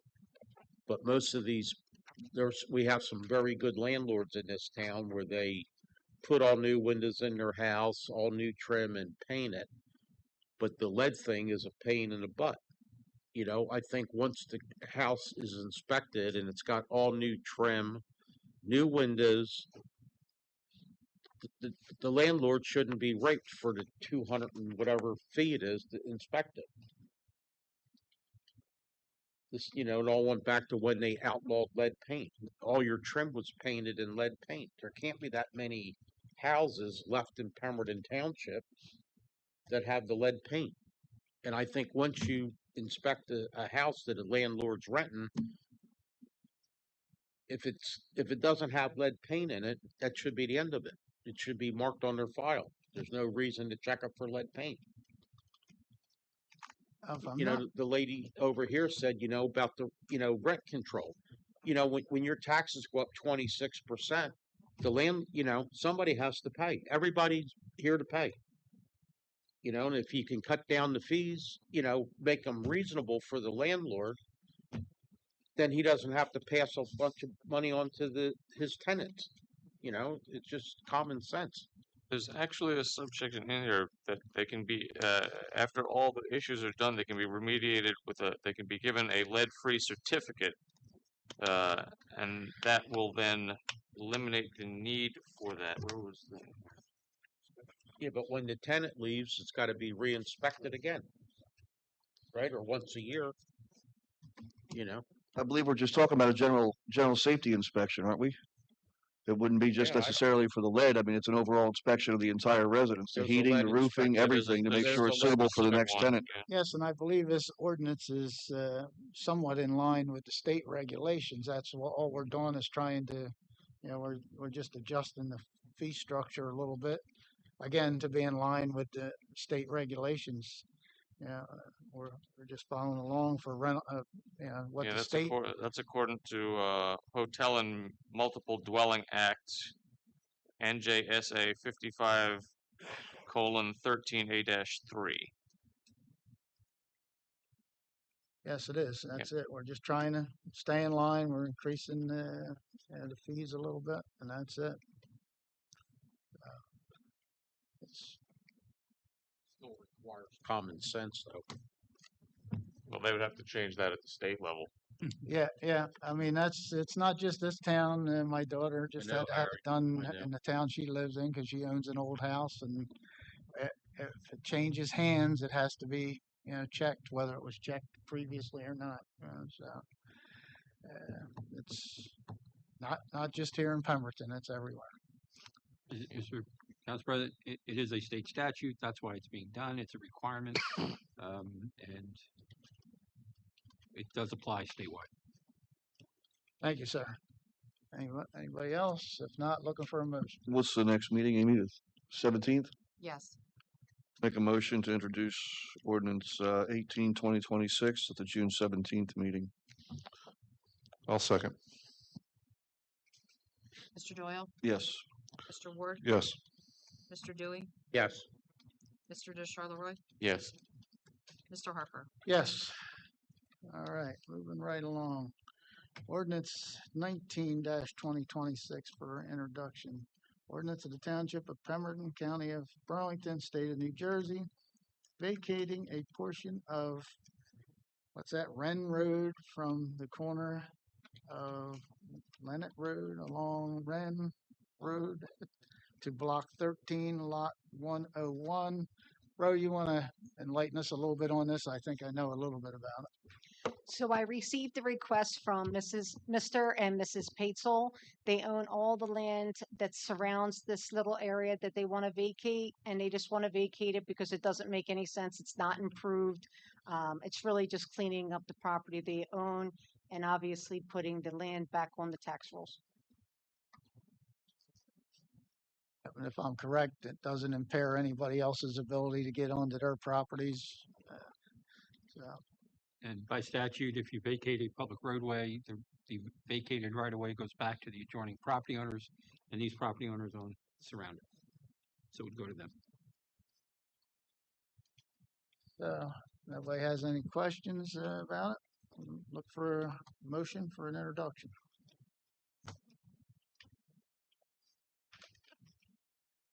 Motion to introduce ordinance number 19-2026 at the June 17th meeting.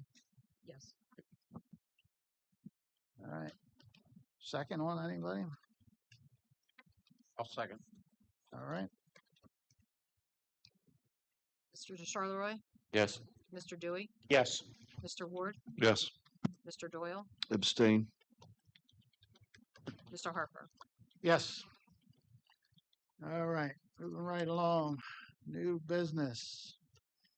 Purchases over 3,000. A1, Public Works, new heavy truck equipment scanner from OEM Diagnostic Tools. Total amount of $12,025. It was tabled at the last meeting so we could do some further research. I believe Mr. Dewey talked to Public Works supervisor down there. Is that correct? That's correct. Yeah. I mean, I got. talked to him before it was even submitted. Yeah. Okay. All right. Yeah. After our table, as I I- told Mr. Costa, I had an extensive conversation. Right. I believe I was satisfied with the answers about the, what the additional costs were for. Anybody else have any questions?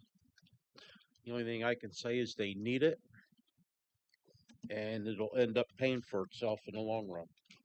They got to have it to work on the trucks we got today. All right. Is that a motion? Motion to approve 11A1. Sold. Is that a second? That's a second. I Yeah, guess. second. Mr. Doyle, Yes. Mr. Dewey, Yes. Mr. DeCharleroi, Yes. Mr. Ward, Yes. Mr. Harper. Yes. All right. A2, Public Works, maintenance parts for sludge pumps at wastewater treatment plant from Water Corp Pump Systems. That's the sole source they get them from. They're the only people that make them. A total amount of $7,550. Any questions? Well, I think I'm pretty sure we want our sludge to be pumped out of the sewers.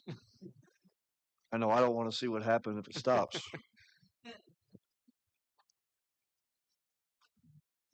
I'll entertain a motion. Make Make a to approve. motion to approve the pump. Second. Mr. Dewey, Yes. Mr. DeCharleroi, Yes. Mr. Ward, Yes. Mr. Doyle, Yes. Mr. Harper. Yes, so much. Next, A3, 3 metal recycling receptacles, 3 waste receptacles, 10 trash rain caps from the recycling away in the total amount of $4,097. As you guys saw from your packet, they had 3 bids on this. This was the cheapest bid. Harry, what are these for? I believe they're out of them. They've set a few more around town, mainly up at the area where we're having the farmers market, and I think they're just looking to have some more and have some replacement lids because some of those get damaged every once in a while from wind blowing them off and stuff.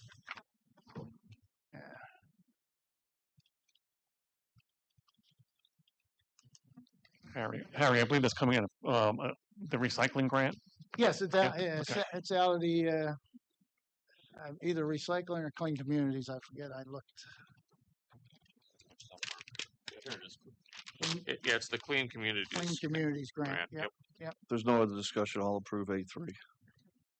Second. All right. Mr. Doyle? Yes. Mr. Dewey? Yes. Mr. DeCharleroi? Yes. Mr. Ward? Yes. Mr. Harper?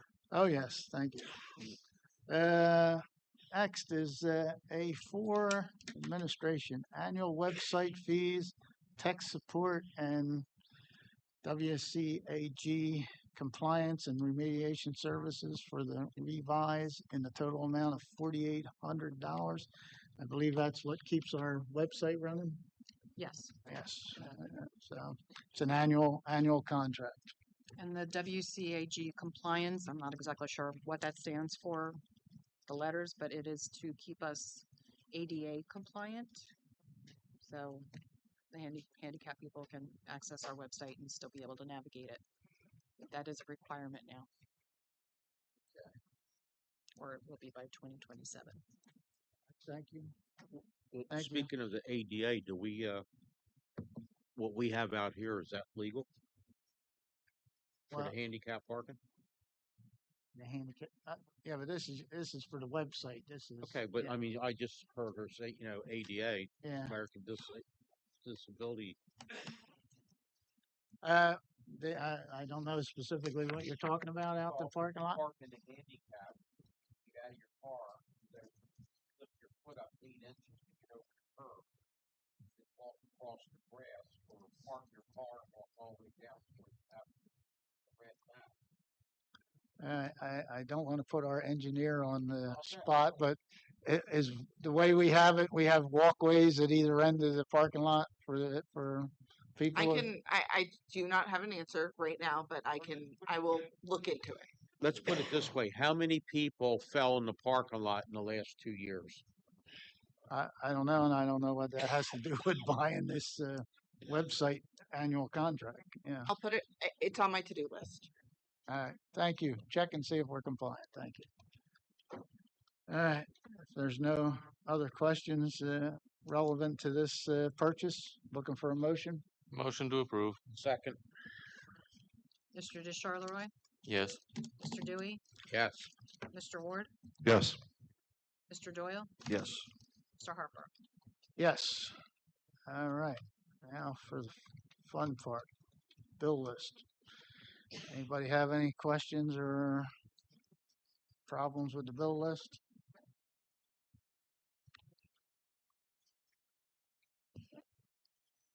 I see a lot of things on there for different things going on, recreation and stuff. Are we keeping budgets on all these things we got going on for spending? In other words, if somebody's going to have yoga at one of our buildings, do they present a budget to the administration and say, well, I got to buy these rugs and I got to get this? Or we just do it and then buy what we need? Because there's a lot of stuff on there this week, for keychains and this and that. Most of the keychains and stuff that you're talking about are handouts for the TAG and Municipal Alliance and the police department for handouts at their different events. Right. Well, my question was, And that's usually bought do they from have grant a money. budget for spending? That's from grant money. Okay. Yeah. They should still have a budget.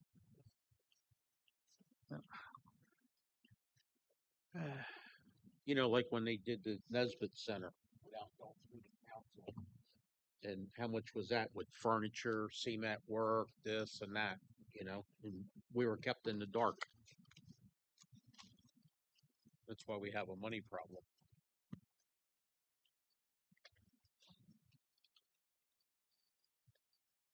Anybody else have any issues with the bill list?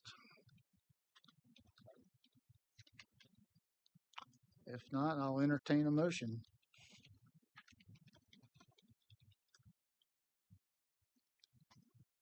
Make a motion to approve the bill list. All right. Have a motion. Looking for a second. I'll second. Mr. Doyle? Yes. Mr. Ward? Yes. Mr. Dewey? Yes. Mr. DeCharleroi, Yes. Mr. Harper. Yes. Okay, moving right along. Solicitor's report. I understand you have a letter to read, Mr. Solicitor. Thank you. This is a letter dated June 3rd addressed to Chief Jonathan Glass, Mr. Ken Gerber, and Councilman Dan Dewey. Dear Chief Glass, Mr. Ken Gerber, Councilman Dewey, members of the Public Works Department. On behalf of Browns Mills United Methodist Church, we would like to express our sincere gratitude for your assistance in addressing the situation behind the fence line of our church property. We greatly appreciate the efforts made by Pemberton Township Police Department, Public Works Department, Code Enforcement Officer Ken Gerber, and Councilman Dan Dewey in removing the individuals who have been living behind our fence line, as well as the cleanup and removal of the garbage, debris, and trash that has accumulated in this area.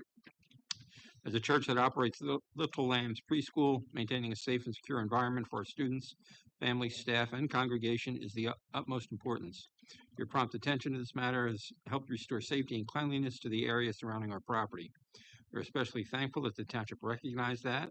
Although the encampment and debris were not located directly on church-owned property, they created hazardous conditions adjacent to our grounds and negatively impacted our property line. Your willingness to address these concerns demonstrates a strong commitment to the safety and well-being of the Browns Mills community. Unfortunately, our fences sustained damage in several locations due to repeated foot traffic and trespassing along the property line. To help prevent future issues, we have installed no trespassing signs along the fence and will continue to report any trespassing or property damage to the police department. Thank you again for your dedication, cooperation, and service to our community. We are grateful for your partnership and for the positive impact your actions have had on the safety of our church, preschool, and congregation. With sincere appreciation, Director, Little Lambs Preschool, Pastor Blessings, and the congregation of Browns Mills United Methodist Church. Thank you. Anything else, Mr. Solicitor? That's it, sir. Thank you very much. Mayor, would you like to say a few words? Absolutely. We got a lot of activities going on. This upcoming weekend, we have the fishing derby, we have the farmers market, we have we have 3 things going on this weekend: farmers market, fishing derby. That's right. Yeah, I have it right in front of me too. Thanks, Alex. Appreciate that. We're also planning for 9/11 to do a lunch for heroes here in the township building. Have a quick service and then a catered lunch. If it's nice, we'll do it outside. If not, we'll do it here in room 10. And that will not come out of our budget. So nothing to worry about there.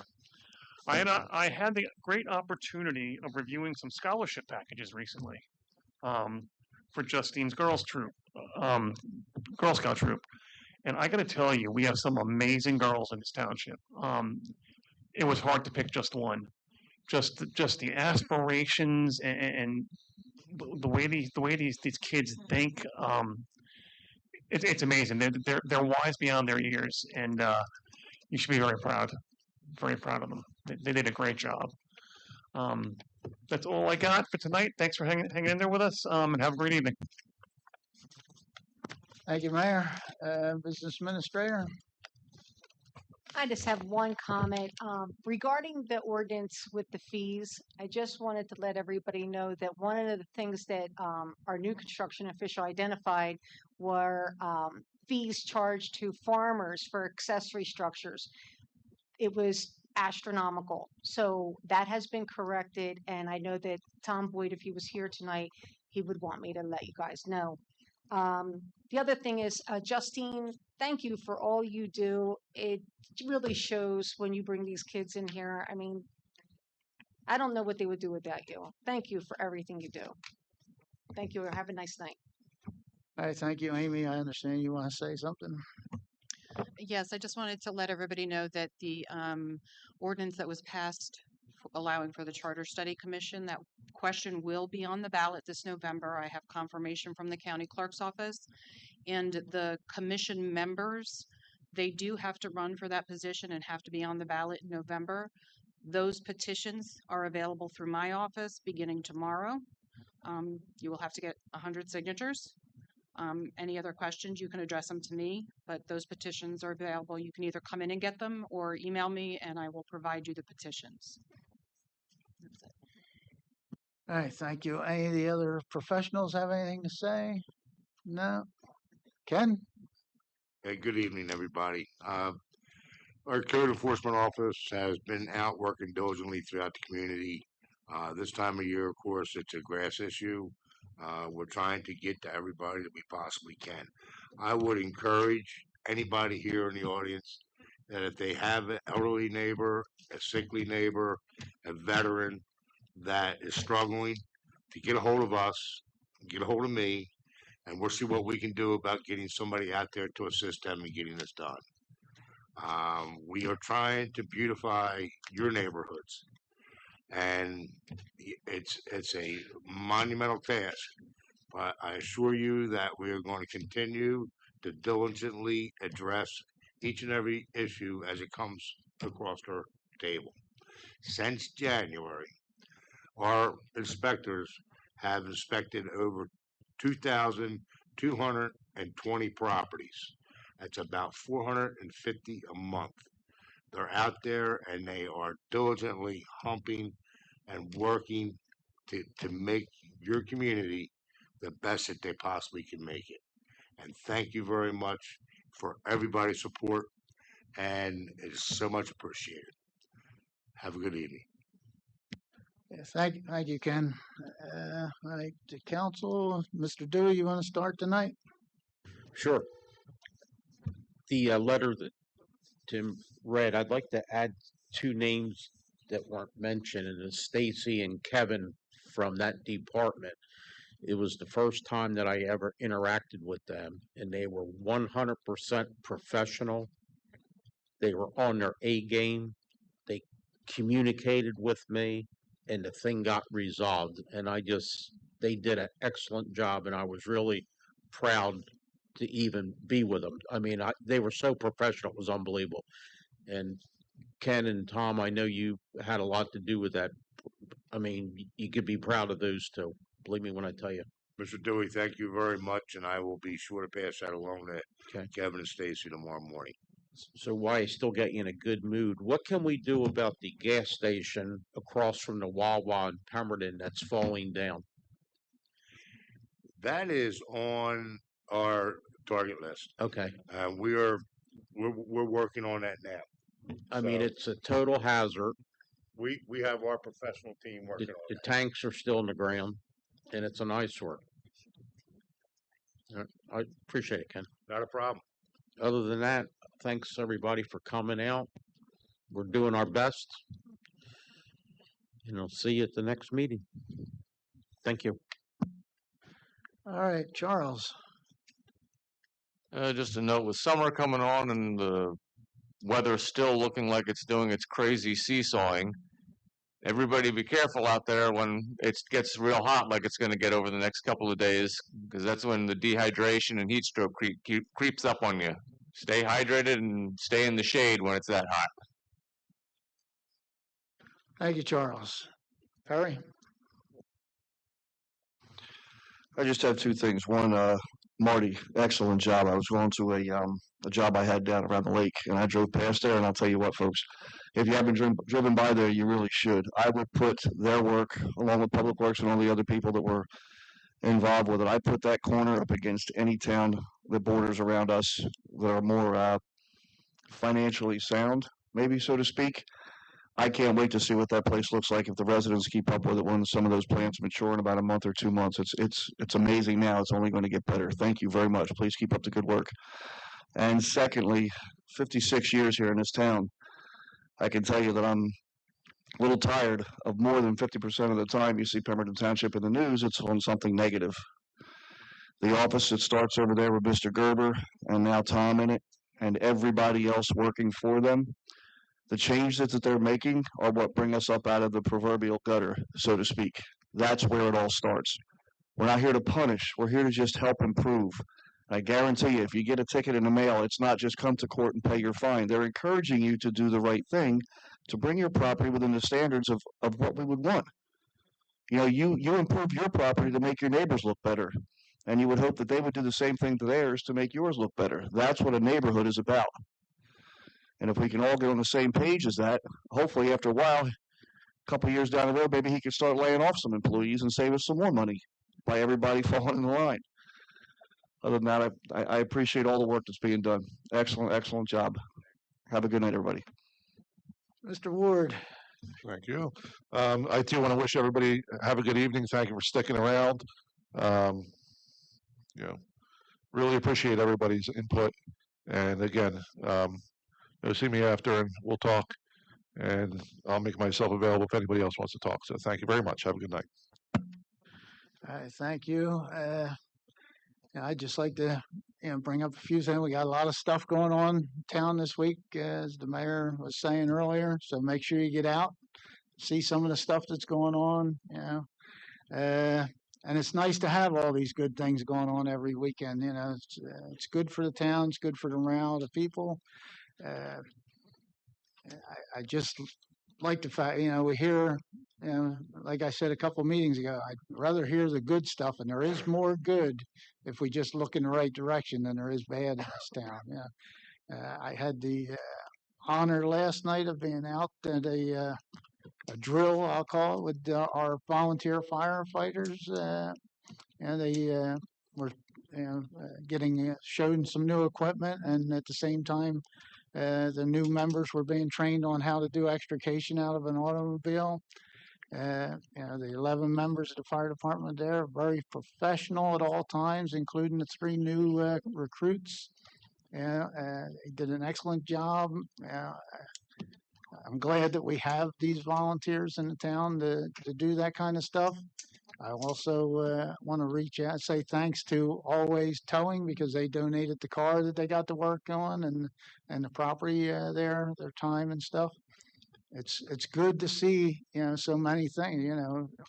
Just look around. There's plenty of good things going on in this town, and I hope in the future we can support our firefighters even more down the line. And just thank you all for coming out. And keep looking for the good in this town. Have a nice night. And with that, I'll look for a motion to close. Motion to dismiss.